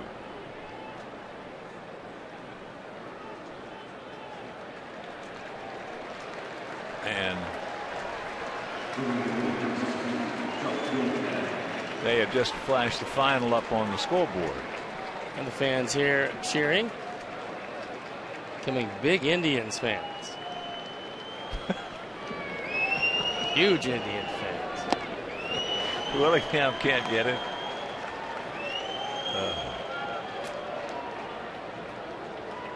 Baltimore shut out Toronto 12-0. Zach Britton. He has the new changeup, Britton's. Well, he looked great against us. Yes, he did. And you'd have to figure he'd come back and have equally as good a game, and it seemed to be better this evening. There's a hanger. It's popped out into right field, so that's going to score another one.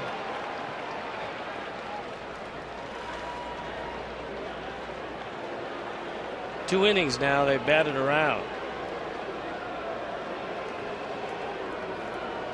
So Revere pours it on, he scores. That curveball just sat up there on a tee, and Willingham was more than happy to drive in run number 98.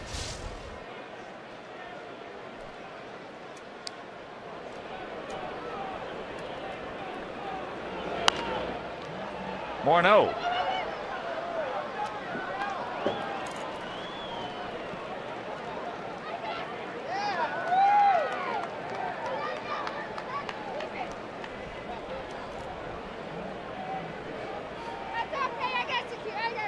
Morneau 2 for 2 with a walk and a run scored. Make that 2-run score.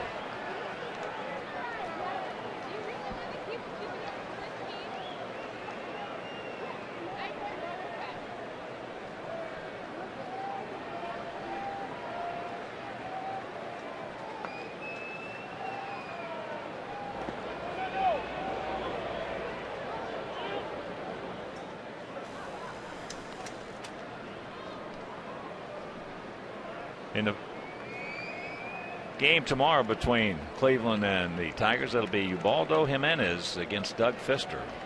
Fister struggled against us, did not have good stuff. So he's a good pitcher. Gotta expect he'll be a little better tomorrow.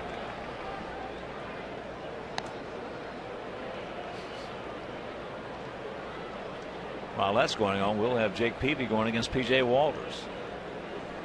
And Walter's been on the disabled list since June. So we'll see what he comes back with.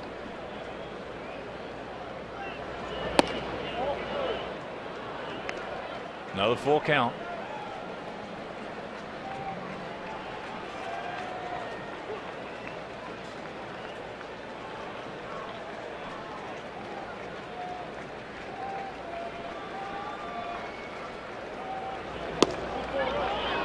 And another walk.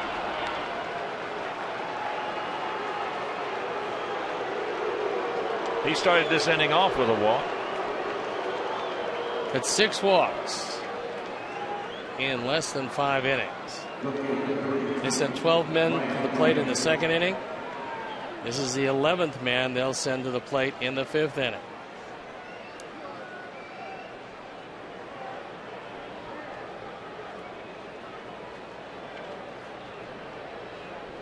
Third walk of the inning by Umber.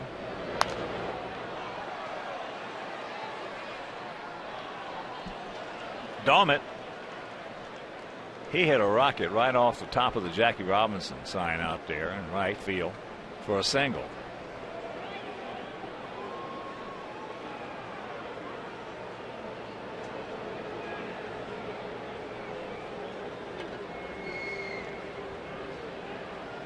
Sacks packed with Twinkies.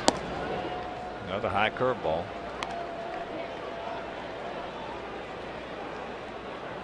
No activity, so Phillips going to have to eat some innings. I think probably that's what Don Cooper said to him. Find some way to get these boys out because it's you. Checks it up, fouls it off. And that's the final from St. Pete. 5-2 Rays over the Yankees. So Baltimore and New York are tied for the top spot in the East. And Tampa Bay, 1.5 games out. Winners of 4 in a row. And just about as hot as Baltimore. Another high curveball, and that's another base hit. 2 more are going to score.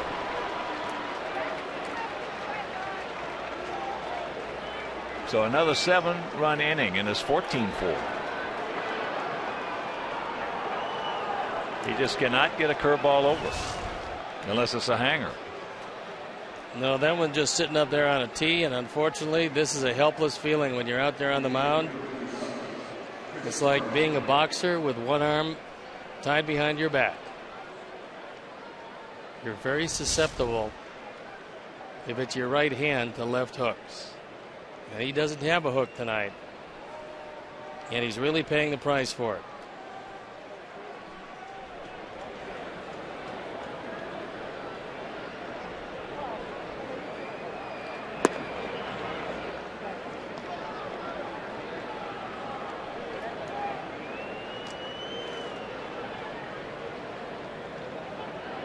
Phillips came in with 1 out here in the 5th.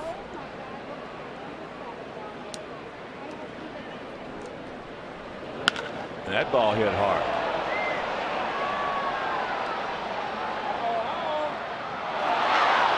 And it's out of here. 3-run homer by Parmelee. So it's 17-4.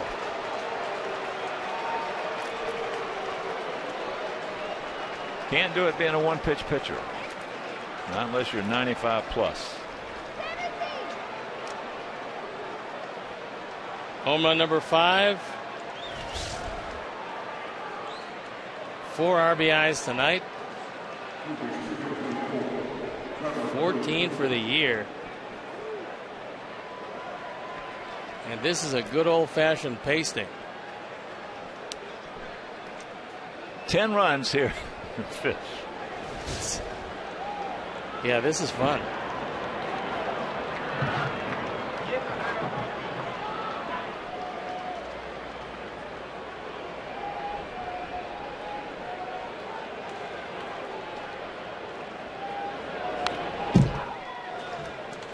Plouffe. He tripled. He was the first hitter that Phillip faced.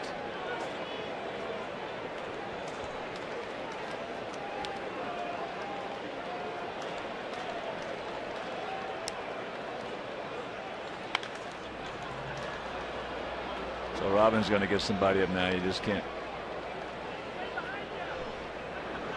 get crushed like this. I think it might be Omogrosso. But then again, yep, it is him.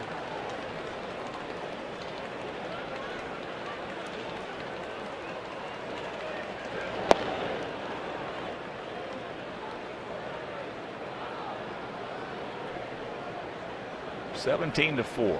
7 in the second, 10 so far here in the 5th.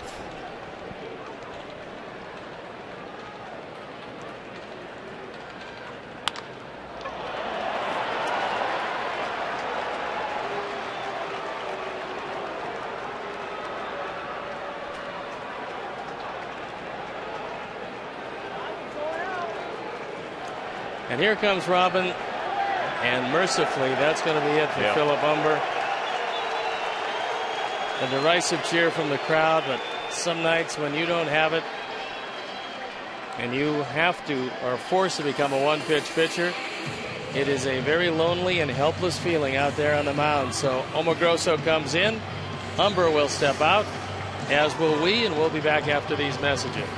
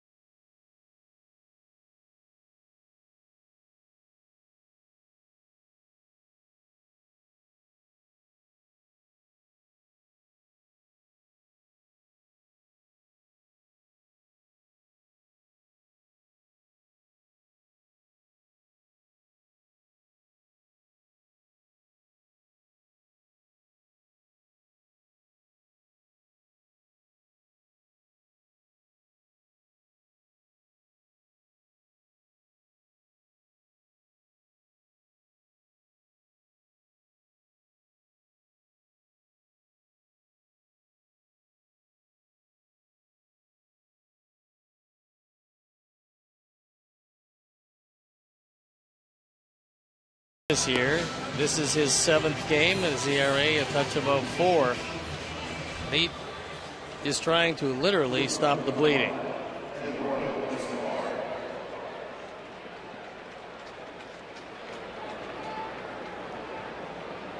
So here are former teammates Escobar, Omogrosso. Eduardo is 2 for 3 with 3 RBIs and a run scored tonight. First game with Minnesota.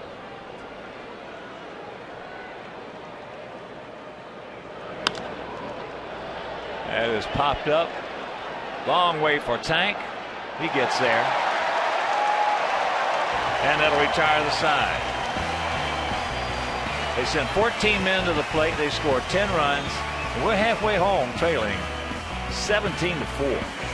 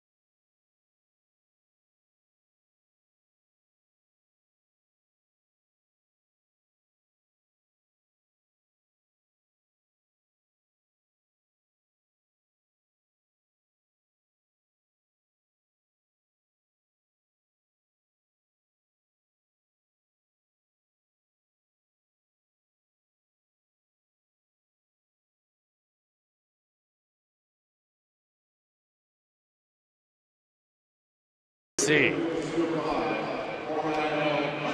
2 big innings for the Twins. If you're just joining us, a 7-run second and a 10-run fifth. They lead at 17-4. We scored 3 in the first inning.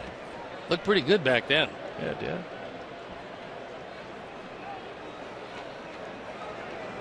So here is Hudson Orlando hitting for Uke. Uke was 1 for 2 with a run scored. One of those nights. One of those nights. 1-1 to count.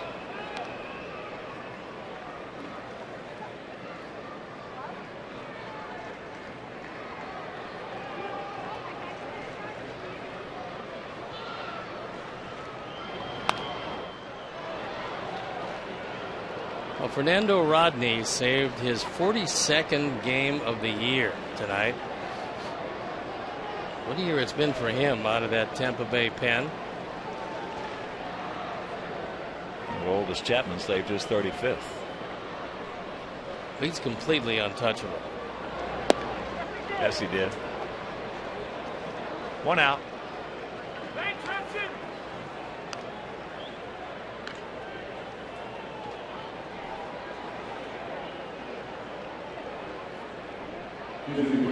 Hector Jimenez comes on the pinch hit for Adam Dunn. Adam was 1 for 2. Just a rocket double down into the right field corner in the first inning, and he scored. And Jose Lopez on deck.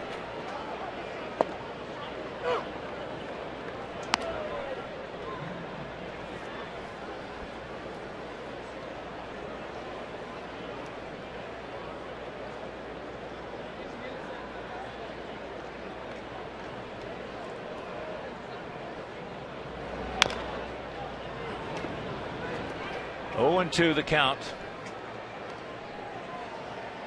to Hector.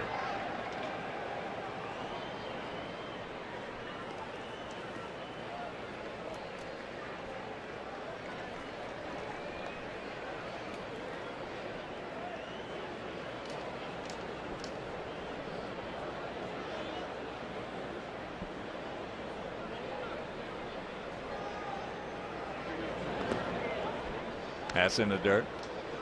17-15-0 for their guys. 4-6-1 for us.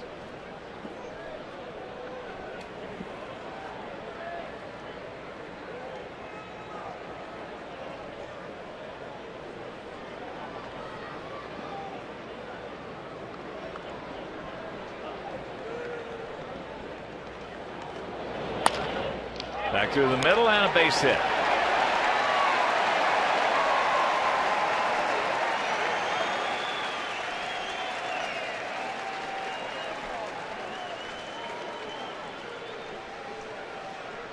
So with Jimenez on,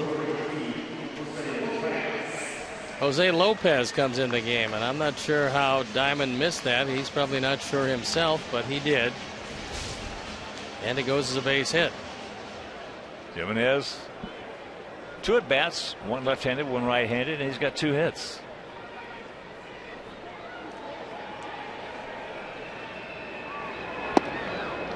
First pitch strike, Jose, with Dan Johnson on.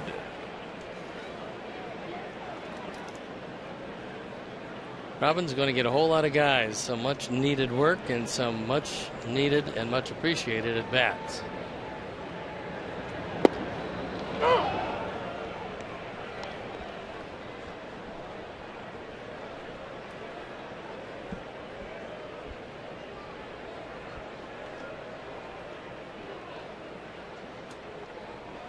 What's the most runs that you ever played on a team that came back? Came back? Yeah, that you were losing and came back. Can you recall? I think 9.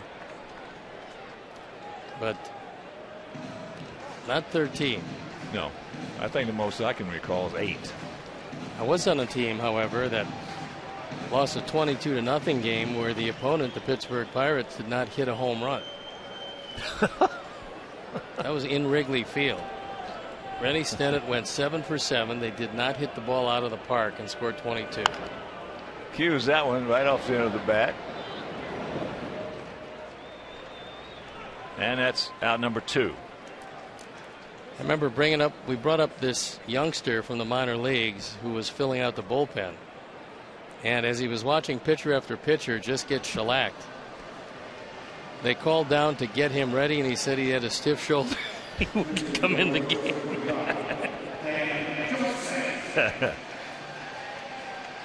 Well, we were playing the game. Last game of the season between Cleveland, it was either Cleveland and Minnesota, and Kansas City. It was my first year. And Mudcat Grant was pitching. I think it was Minnesota. Mudcat was pitching. Yeah. And he was absolutely magnificent. He had like 14 strikeouts. So we get to the bottom of the 9th inning. Eddie Lopat was the manager. Last game of the season. So he said, "Hey, Suds," Norm Seaver. "Suds, grab a bat, pinch hit." Suds said, "Not me." He said, "Not me. I'm not pinch hitting." "Lumpy, Jerry, grab a bat." No, Eddie, not me. I'm the only one left." He says, "Hawk, grab a bat." So I'm a rookie. I said, "Sure." Well, I was number 15. The other guys liked their batting average right where it was. Yeah. I wanted to sit that one out. I tell you, Mudcat was blowing in that game. 3-0 the count to Johnson.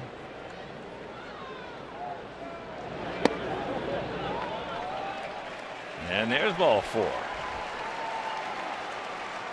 You know, Mudcat Grant pitched for the Indians also, and he used to tap his foot on the rubber. And so, as a little leaguer, I adopted that style. So every time I threw a pitch, they called a balk. And then my dad had to come out and explain that Mudcat Grant does it for the Indians, and it's okay as long as his foot is in contact with the pitcher's rubber when he delivers the ball. Doesn't matter what you do ahead of time. But that went on every game. Finally, somewhere along the line, I decided, in the interest of time, I would just quit tapping them out. First pitch strike to Wise. Tank was 2 for 2, 2 ringing doubles, an RBI and a run scored.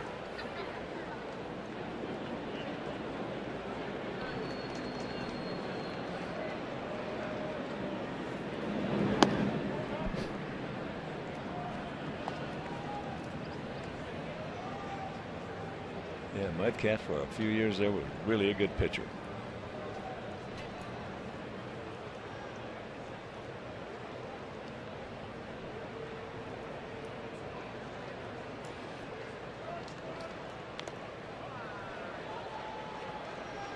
Two on, 2 out, 1-2 the count.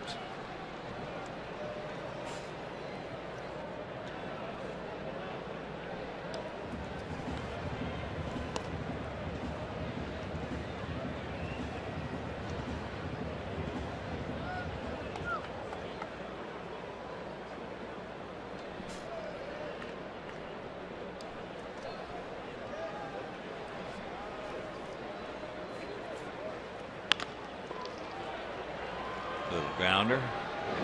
Escobar's got him. That'll retire the side.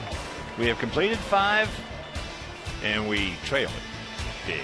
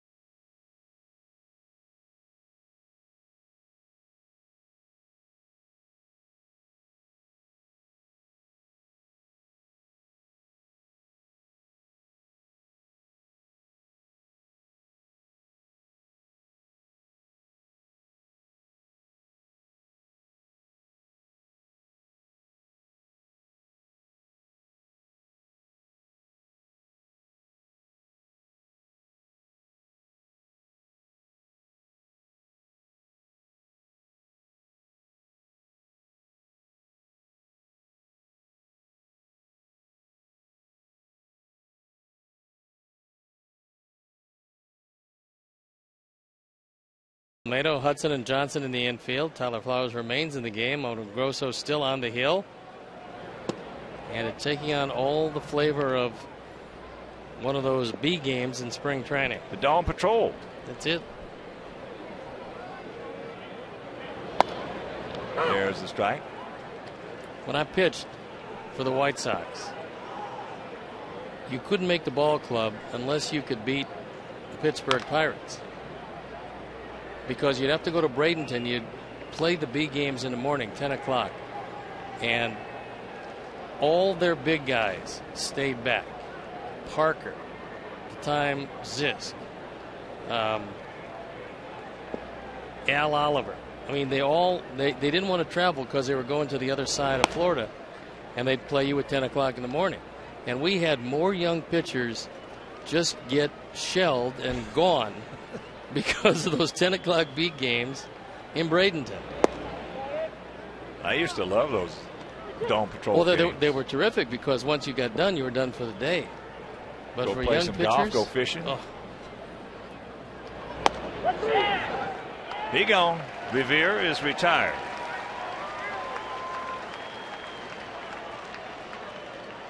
Yeah, we used to go to the managers, hey, put me in there. Face Larry Durker of Houston and that staff at 9 o'clock in the morning. That's good. They came over to play us in that B game at Winter Haven. They were Cocoa Beach at that time? They were Cocoa, yeah.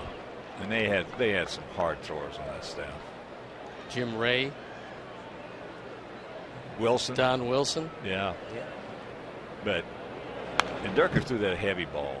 So I asked Dick Williams, I said, Dick, look, let me play in this B game, get out of here today. He said, okay. He said, you've been playing a lot. First time up, Durker hit me right in the neck. Ooh. Right in the neck with that hard, heavy, felt like he'd been with one of those 10-pin bowling balls. But I made my tea time. As he gone. Two down. Larry might not have been quite awake yet when he was facing you. No, he wasn't.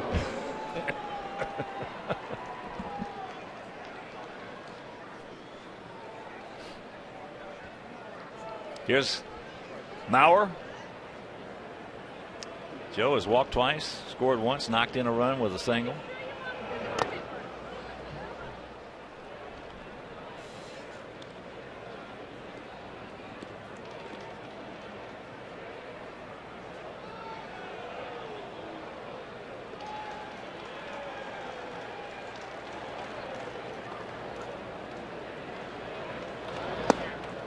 Yeah, that Houston staff was a tough one. Well, you'd have to face him in the dome, and you really couldn't see the ball very well in that dome anyway. Plus, one year we went in there, we played 4 exhibition games before breaking Go North. Those horrible sight lines. You hit the ball in the air. The opponents, you came in as a visitors, you couldn't see the ball. It'd come to you in sections. Horrible place to play.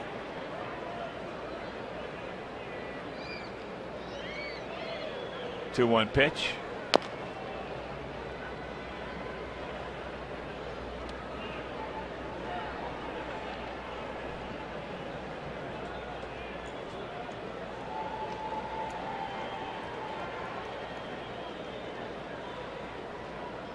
(17-15-0) for their guys. 4-7-1 for us. This series will be even at a game apiece. But if you're just tuning in, well, you have a positive coming out of this day because of the fact Cleveland for the second day in a row has defeated Detroit. Masterson was brilliant in that one. Detroit got just 4 hits. Lost for the second day in a row, 3-2. Pastano and Perez were pretty good too. That's him with a nice play. Beauty, a 1-2-3 inning. We'll go to the bottom of the 6th. Trailing by 13.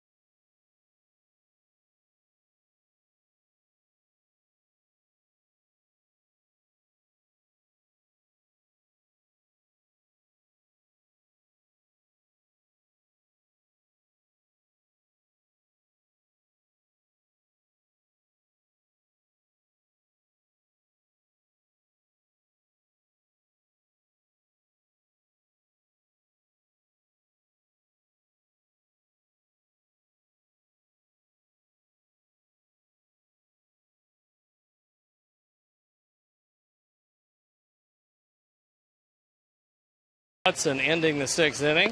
And for the second time tonight, it was a 1-2-3 inning. The Anything's Possible replay is brought to you by the Illinois Lottery, who each day make anything possible. And Anthony Swarzak comes into the game. 3-4 ERA, up over 4.5 on for the 37th time. Not having a great year.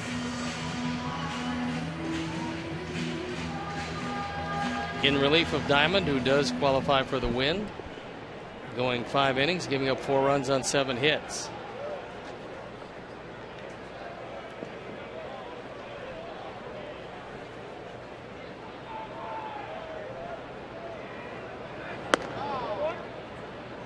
Ray Olmedo takes ball 1. Alexei was 1 for 2 tonight with an RBI double.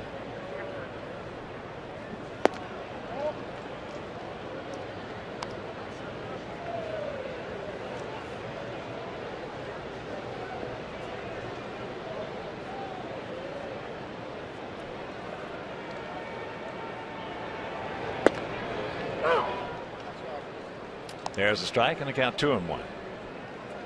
Tyler Flowers on deck.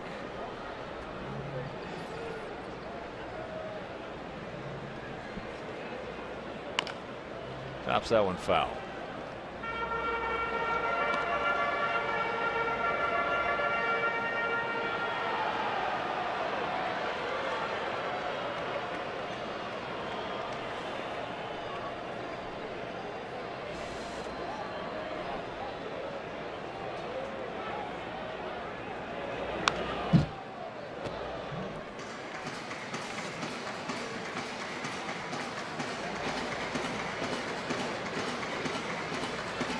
If you're just getting home and flipping around and joining us, we scored 3 in the first. We had a 3-run lead.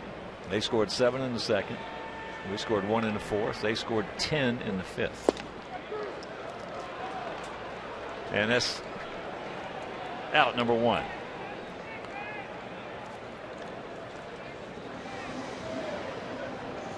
Protecting the plate for the Sox tonight is Tyler Flowers. In his last 8 games, Tyler's hitting .360 with 4 home runs and 7 driven in. His Get Your Profile is sponsored by Xfinity Home. Xfinity Home offers state-of-the-art features that help you stay connected to your home and family anytime, anywhere.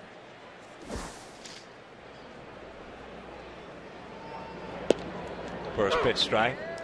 Jordan Danks on deck.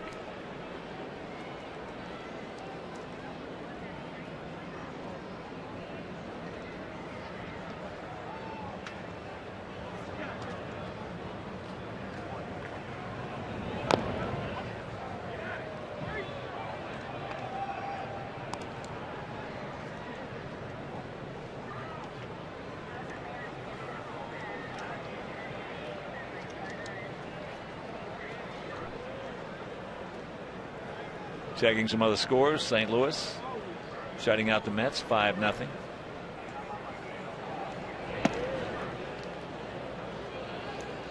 Washington beat the Cubs 11-5 in D.C. Giants leading the D-backs 1-0 after 1 at AT&T. San Diego 1, Dodgers 1. That's in the top of the 3rd at Dodger Stadium. That is high right field. 2 down. Baltimore shuts out Toronto 12-0. Rockies shut out the Braves 6-0.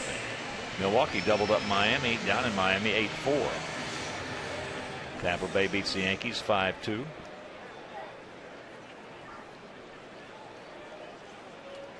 Pittsburgh shutting out Houston 6-0. That game in the bottom of the 7th. As here's Jordan.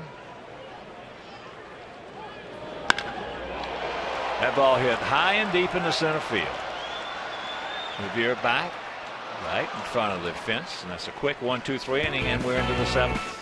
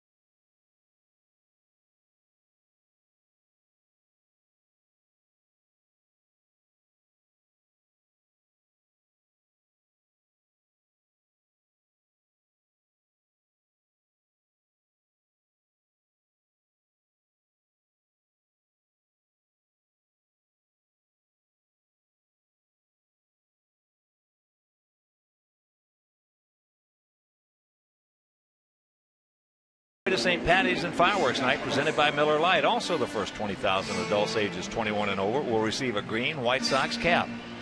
So for tickets, call 866-SOX-GAME or visit whitesox.com.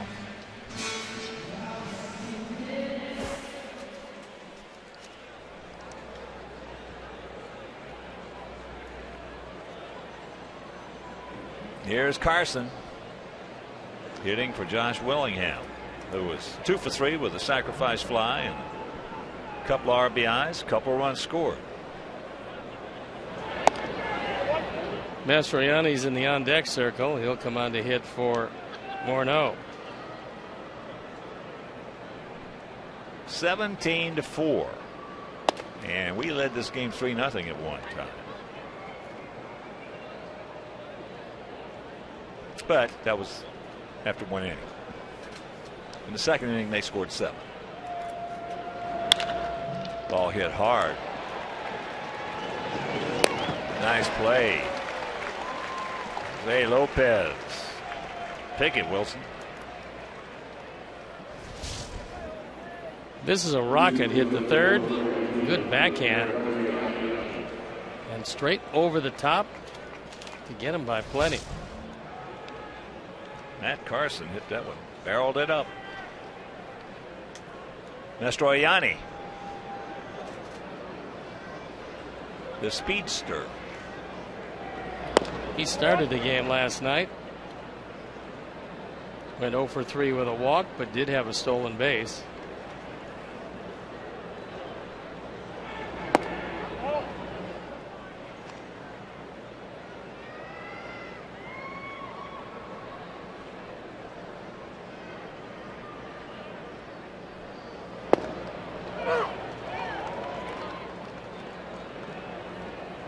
Baltimore and the Yankees, if you're just tuning in, are tied in the East.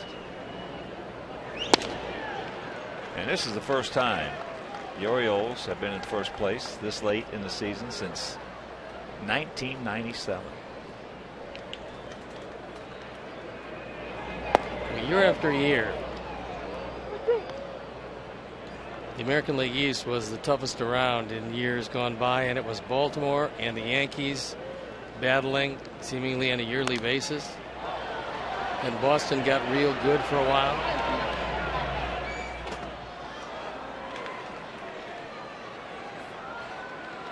But Earl Weaver used to say that I got a plan and look at my team, look at my pitchers, how many wins they're going to get, look at my hitters, how many runs they can produce. I got to leave and go north with 95 wins, or I can't compete against the Yankees, and then I might have to steal between 5 and 8 games. He gone. 2 down. Well, I told you the way we used to judge the Orioles. How many pitchers? How many pitchers they were bringing north. If they brought 9 north, we were in trouble. It's true. We were in trouble. We were just waiting to see those final rosters, and if they had 10, okay. I don't ever recall them coming north with 11. Ball hit hard. And out of here. Well, we told you Domit was very strong from the left side. And he's shown it again. His 15th homer. Got 3 hits tonight. Driven in 3. And he's got 64 runs batted in. He just jumps all over this one. Mogroso with a fastball, outer third, and a line drive rocket out of the park.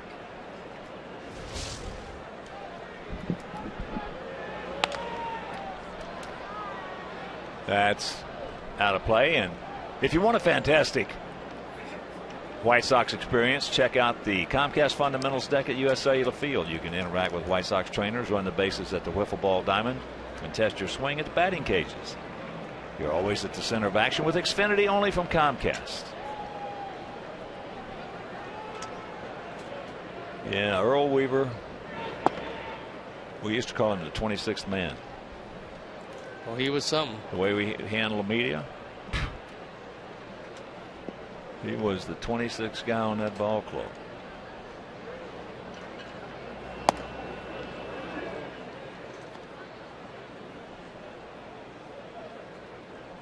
Parmalee. He's got 4 RBIs tonight. One on a ground out, one on a 3-run homer. Just fist that one foul.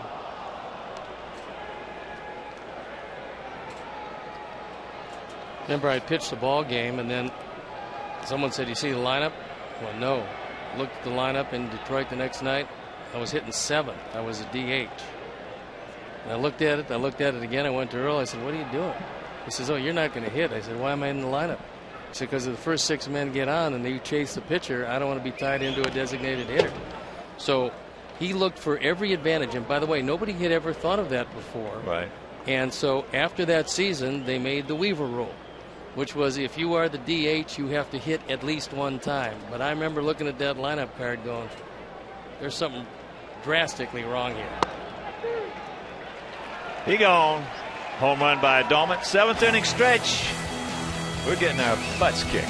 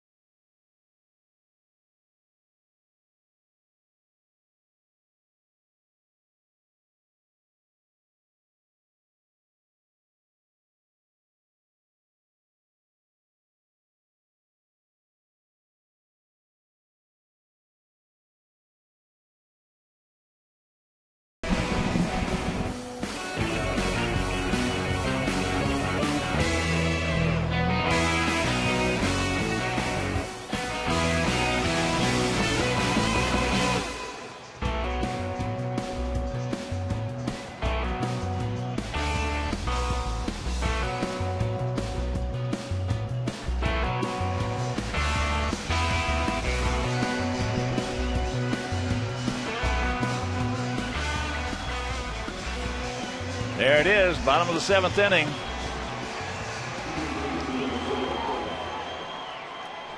Mastroianni stays in the game to play right field.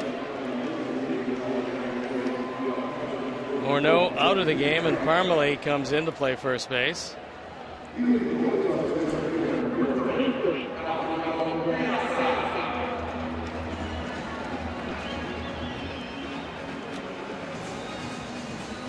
Alejandro Diaza, who's going all the way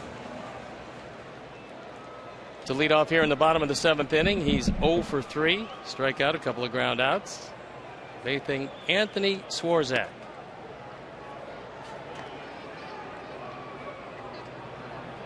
Looks at a fastball away and out of the zone. That one popped to the left side. Escobar going out. And a nice play by Doumit as he calls him off. Drew Butera comes in the game behind the plate. So both managers empty their benches. Orlando Hudson, who came on in the 5th inning, struck out swinging. He's 0 for 1 tonight. A fastball right down the middle. Outfield straight away, as is the infield. That evens the count at 1-1.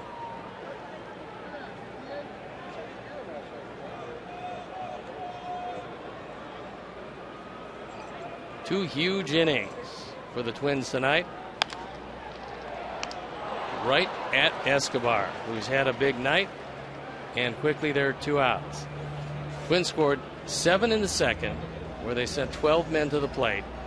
They scored 10 in the 5th. And that was about it. 14 men sent to the plate in the 5th inning.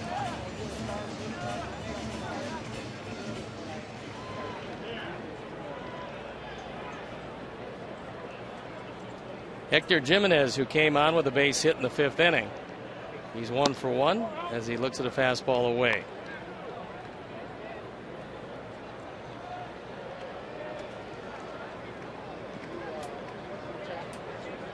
Beautiful night at the ballpark if you neglect the scoreboard. There's a fastball for a strike.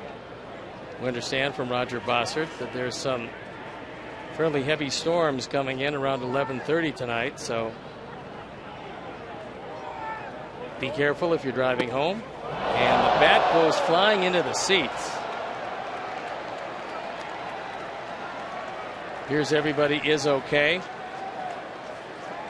And a young man will have one of the most prized souvenirs, a Major League bat.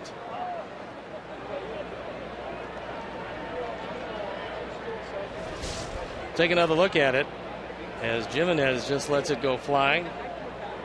Fortunately, nobody in the way of that one as it just settles, and some young man will take home a bat. 1-2 count, 2 outs here in the bottom of the 7th inning. 18-4 Twins. That evens the count at 2-2. If you did miss it earlier, Cleveland defeated Detroit for the second night in a row, 3-2.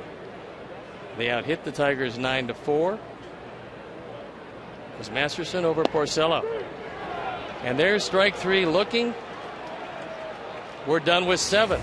Heading to the top of the 8th. All Twins, 18-4.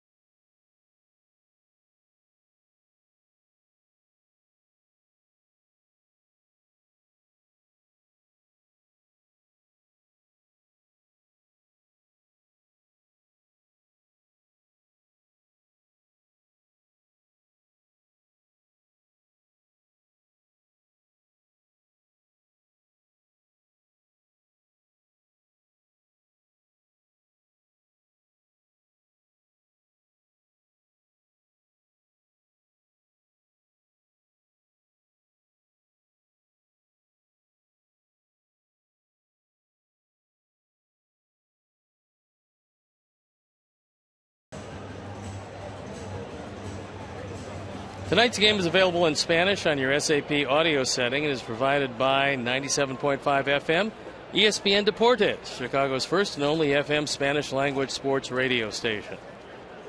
So Brian Omogrosso on for his 3rd inning of work. And the first man he looks at is Trevor Plouffe.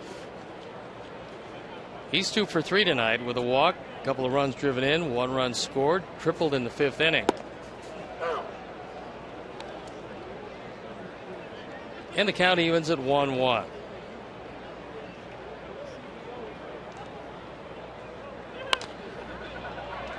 Popped up in the infield. Lopez calling for it. 1 out.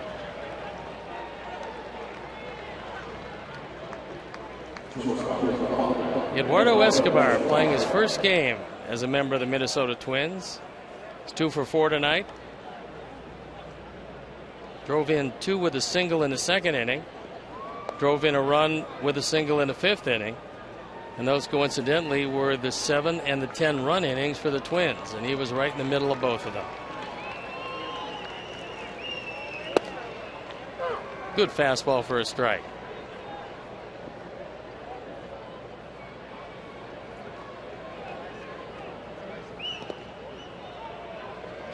That evens count at 1-1. These are the kind of games in a pennant race that don't really aggravate you too much because you just got killed. Not like that game that might go into extra innings where you had opportunities, didn't take advantage of them. And you find yourself thinking back about the chances you missed. So already knowing that they will not lose any ground to the Tigers, that helps take the sting out of this one so far. As the count moves to 3-1 against Escobar.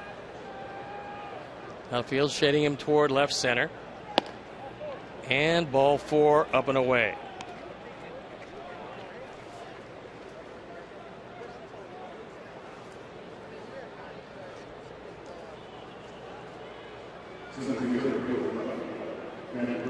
Ben Revere, who's going all the way. 2 for 5 tonight. RBI single in the second. Singled, scored a run in the 5th.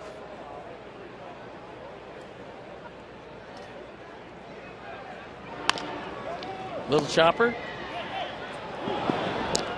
And Johnson, not knowing quite what to do with it, thought, well, maybe I'll tag him, and realizing that he wasn't going to outrun Escobar. Then figuring, I'll go to second base. So he makes a nice play on it. And then can't quite figure out, should I go to first? Nope, lead man gets him easily at second, but no return throw. Alexei Casilla comes on to pinch hit. This Saturday, September 8th, is Star Wars Day at U.S. Cellular Field. $5 out of each ticket sold will be donated to Stand Up to Cancer. That one lifted lazily into left center field. Diaz has it. And that'll be it for the top of the 8th inning. Heading into the bottom of the 8th, 18-4 Twins.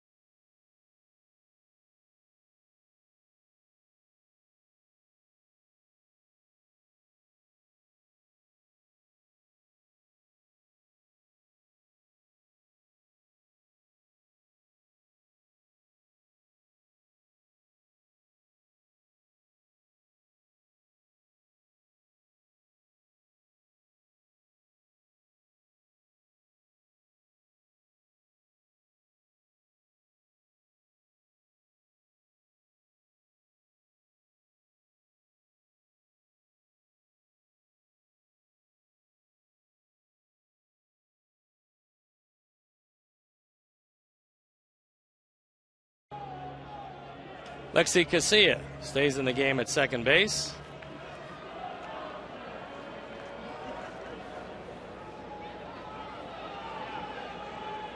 Lopez came on in the 5th and grounded to first base. As he looks at a strike, Anthony Swarzak still on the mound in relief of Scott Diamond, who went 5 innings, gave up 4 runs on 7 hits, walked 2, fanned 4, and he's in line to win this one.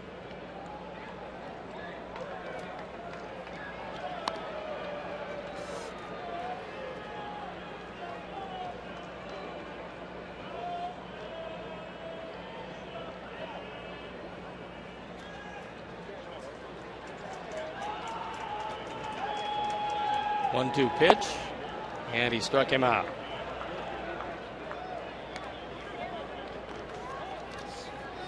The White Sox and Camarena Tequila both know that giving anything less than 100% just isn't good enough. That's why Camarena Tequila offers award-winning 100% blue agave tequila. Camarena Tequila is a proud sponsor of your Chicago White Sox. Dan Johnson, who drew a walk in the 5th inning, takes one low. Johnson had a big year at AAA. 28 home runs, 85 driven in at Charlotte. And he rifles it down the line fair. So Johnson on his way to second as the ball gets hung up in the corner.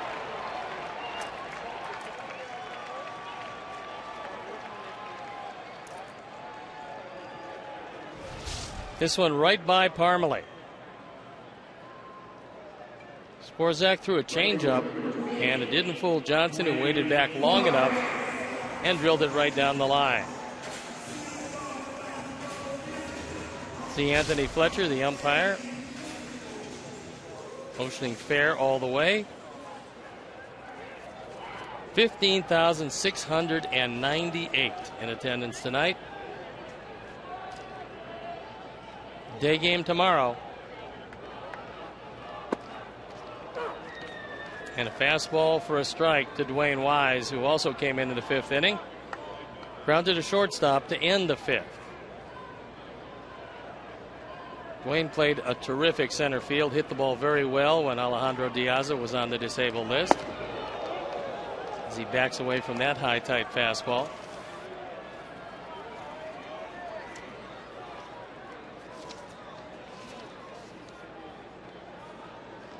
Tomorrow afternoon at 1:10 in the finale, P.J. Walters against Jake Peavy, as Jake will look to even it up at 10-10.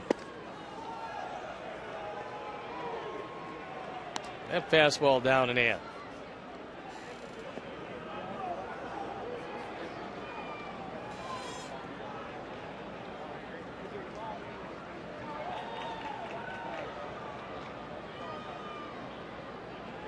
Outfield straightaway, not overly deep.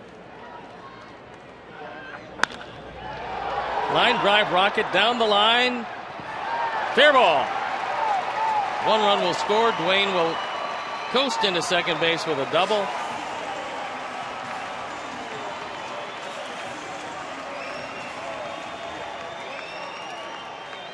That narrows the gap to 18-5.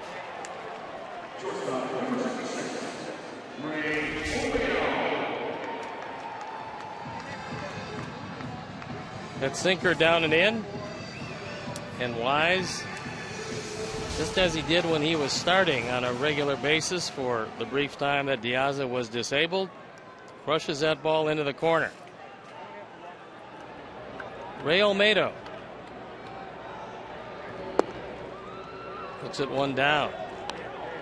Olmedo came into the game and struck out leading off the 6th inning.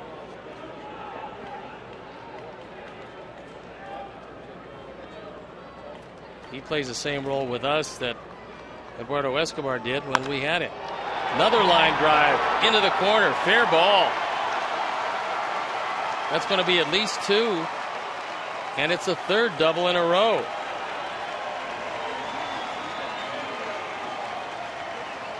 And it's an 18-6 game.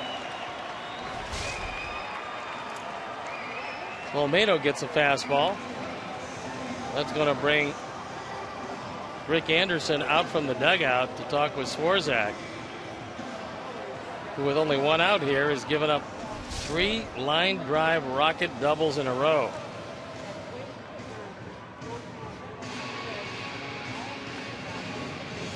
That's double number 1 this year for Ray.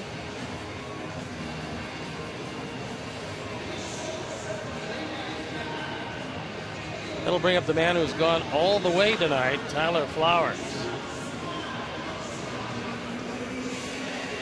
Flowers and Diaza, the two who have gone all the way in this one. Jordan Danks in the on-deck circle.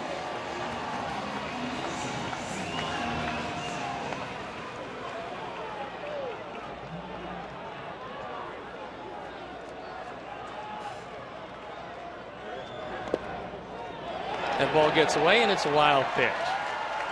So in some of the later games tonight, that will have some impact on either the division or the wild card. The Angels and Oakland, no score that game in the bottom of the 4th inning. San Diego tied up at 1-1 with the Dodgers, that game in the top of the 4th. Arizona leading San Francisco 2-1, that game in the top of the 3rd, as Luis Perdomo gets up and a line drive into the gap in left field. It's going to be the 4th straight double. So Swarzak run into a buzzsaw here in the 8th inning. First hit of the night for Tyler.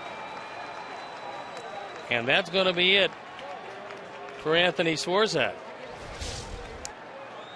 So very rarely will you see 4 straight doubles, but you've seen them here in the bottom of the 8th inning. And the 4th of 4 will drive Swarzak from the mound. So as he departs, we'll step out, and we'll be back after these messages.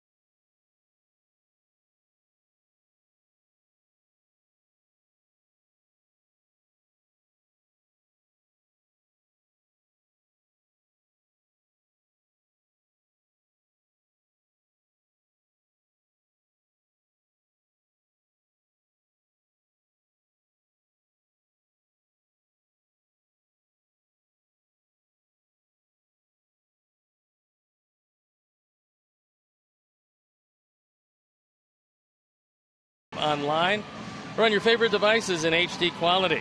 Visit WhiteSox.com to order and get more details. MLB.tv, baseball everywhere. So Luis Perdomo comes into the game. 6 feet tall, 170 pounds, out of San Cristobal, Dominican Republic. No record, an ERA of 1.5, on for the 6th time. Control has been a factor, or lack thereof.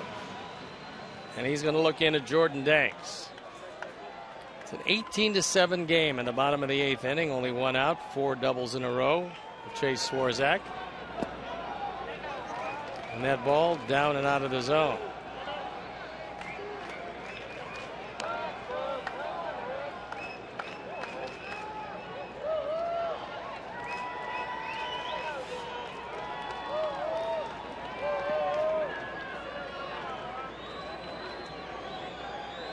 A beautiful moon and one of those nights you just as soon forget. Jordan came on, hit the daylights out of one to end the 6th inning, but turned out to be just a long fly ball to center field. And Ben Revere, as he's done in both games in this series, running down everything that stays in the park.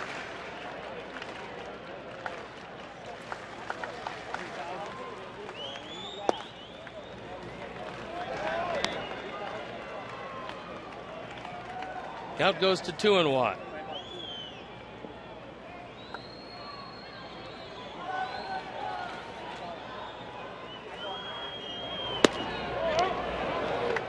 And it's 3-1.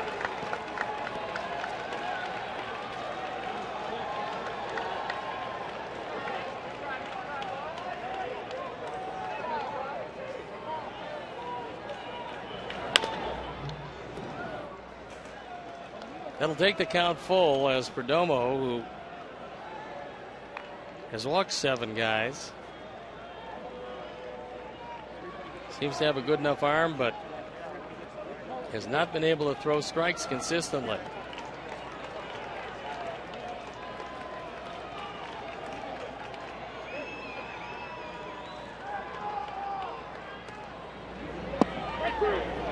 Got him looking. Slow curveball for strike 3. Mike Wyslinski said it was good enough. And Jordan Danks is the second out.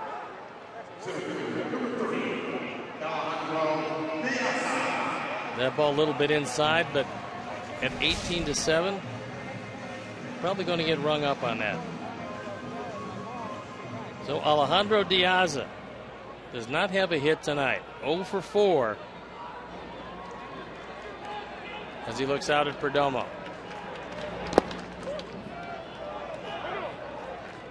Nice stop by Drew Butera as he digs one out of the dirt.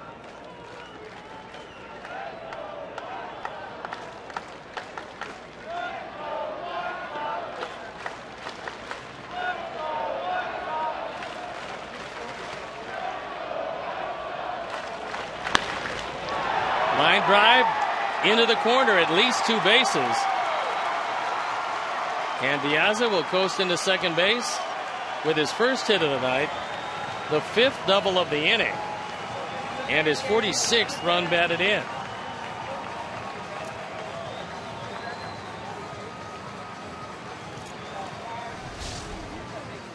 So it's an 18-8 game, as that fastball was right down the middle, and Alejandro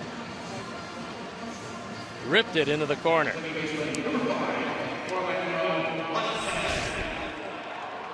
Four runs on 5 hits this inning.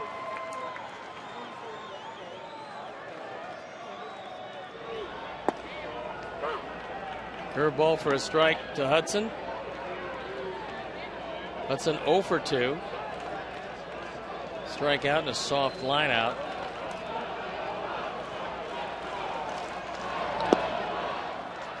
Gutierrez goes down, gets another one. So Perdomo all over the place here tonight.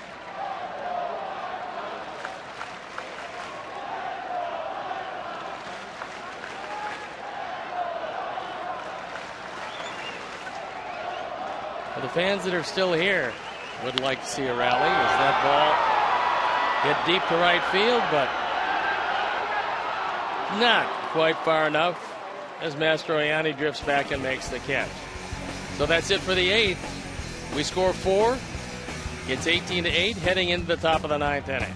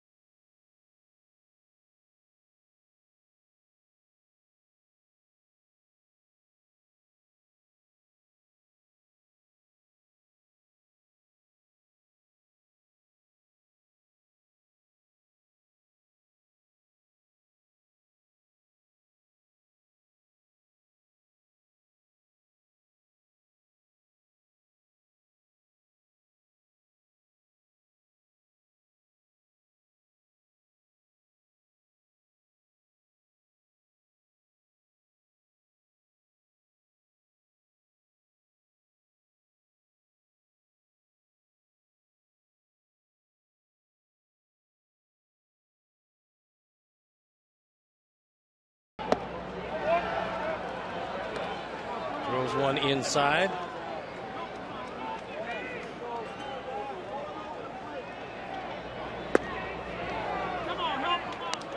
And he falls behind Drew Butera, 2-0. Gets one over the plate for a strike.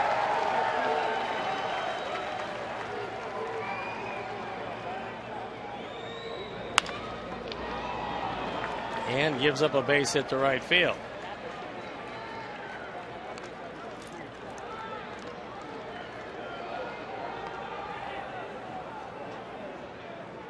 Jose Quintana did not have a good night tonight. An inning and a third, 7 runs on 5 hits, a couple of walks, a couple of strikeouts. Dylan Axelrod, 2 2/3, Septimo a third, Umber a third. It was a disastrous appearance, 8 runs, 7 hits. Omogrosso 3 1/3 with a run and 1 hit. So rather than go to the bullpen and use anybody else, Robin decides to bring in Dwayne Wise. And he's looking at Matt Carson. And the count goes to 2-0.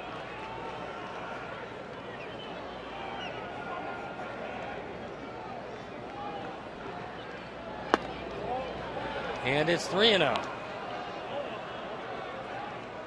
So you would suspect that Carson would have the green light.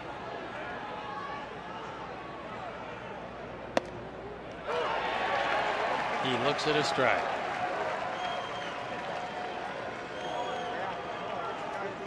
Just part of the 15,698 are still here. And he walks in. So a single and a walk, 2 on, nobody out for Darren Mastroianni.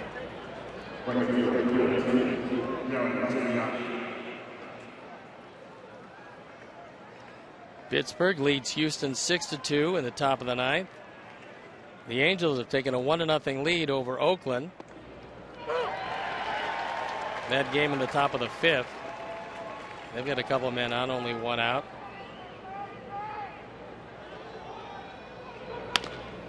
Ground ball, it should be 2. And it is. So 5-4-3. And 2 outs here in the top of the 9th inning. Lopez to Hudson to Johnson. And a good changeup away. Had a very fast man, and they double him up by a step.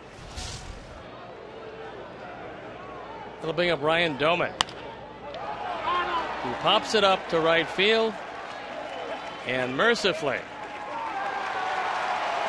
8.5 innings in the books. 18-8 Twins.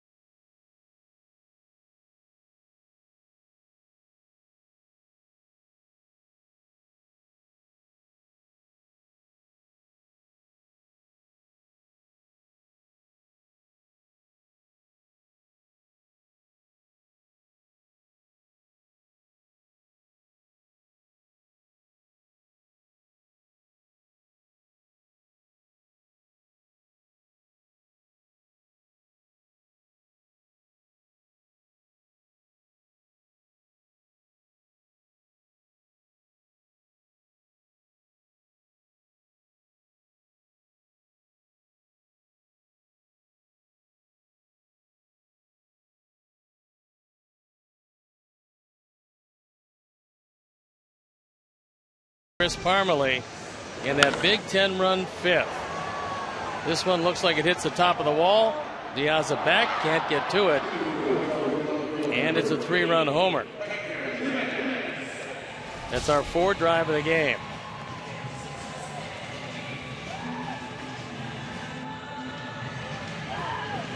Hector Jimenez, who came on in the 5th inning with a base hit, is 1 for 2.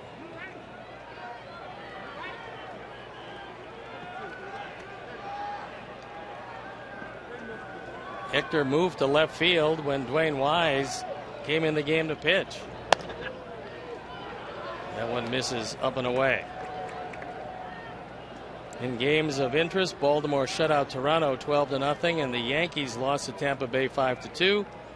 Baltimore tied with the Yankees for first place in the East. Tampa Bay a game and a half back.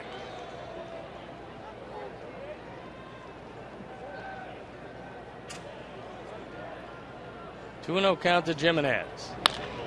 And he rifles one just foul.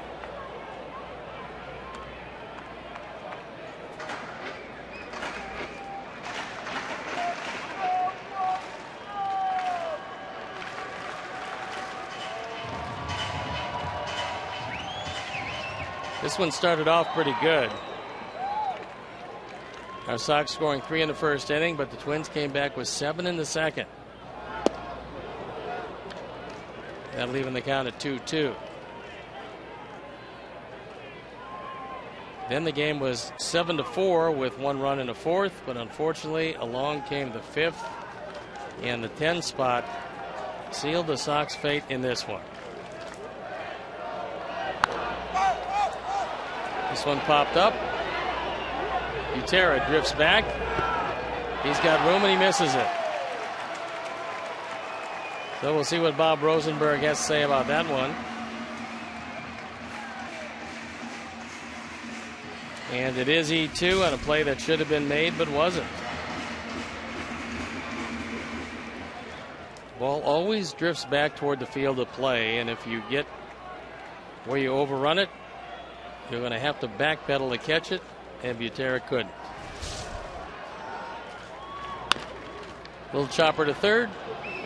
Pretty easy play. And there's one out.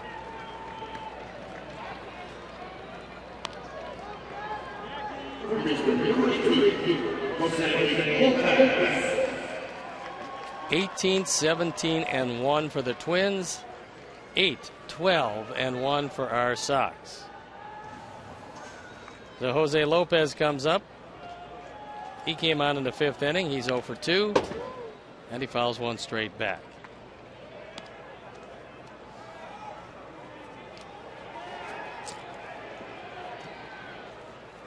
Twins pretty much auditioning a whole lot of young players for spots for next year. And in talking with the Hall of Famer, longtime Twin pitcher and broadcaster Bert Blyleven, said they probably have just one spot assured in the rotation, and that would be the man who pitched tonight, Scott Diamond. Diamond in line for his 11th victory of the year. He had moved to 11-6. Jose Quintana would move to 5-4.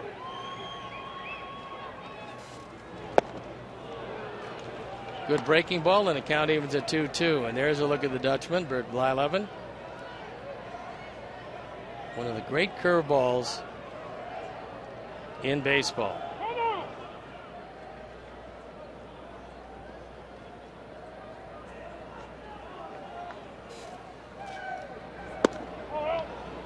That one just missed outside, and the count goes full.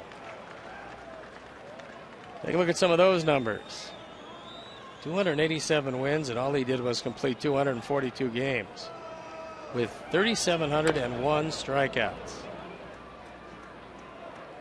Took him a long time to get there. He appreciates the fact that he is finally there. And when you look at those complete games, that is a bygone era. You're never going to see anything like that again. Lopez stays alive, chops it foul.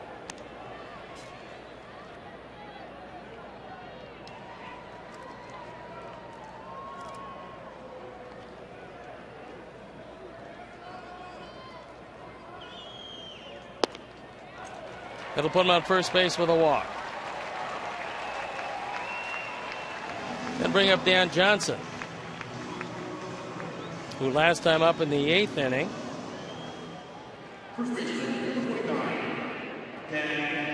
was one of the 5 doubles in the inning, 4 coming in a row.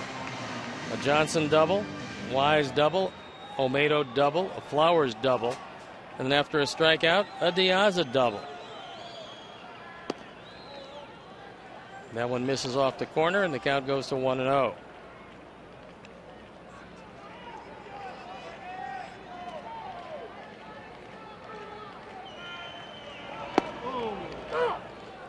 Count evens at 1-1.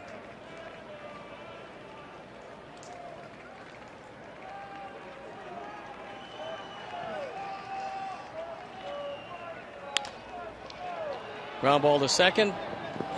Cut the leadoff man back to first. Not in time. Very important in a 10-run game to cut down that lead runner. And they got him. That brings up the pitcher, Dwayne Wise, who was able to put together a scoreless ninth despite giving up a single and a walk to lead off the inning. Then a double play and a fly ball got him out of it. So he looks at 1 down and in.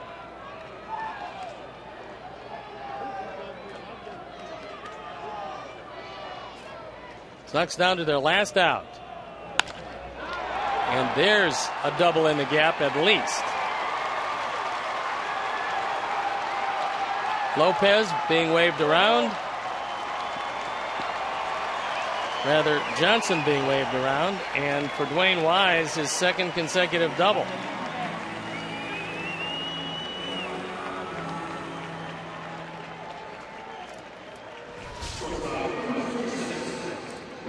Pretty good spot in the batting order tonight, because that spot, occupied originally by Viciedo, has seen 4 doubles in 5 at-bats. 2 by Viciedo, 2 by Wise.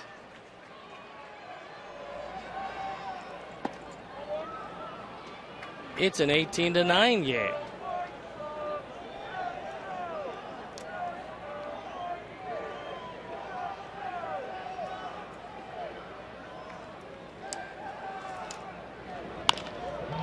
That one right down the line and a fair ball, and this game is over. So it's all Twins tonight, 18-9, and we'll be back.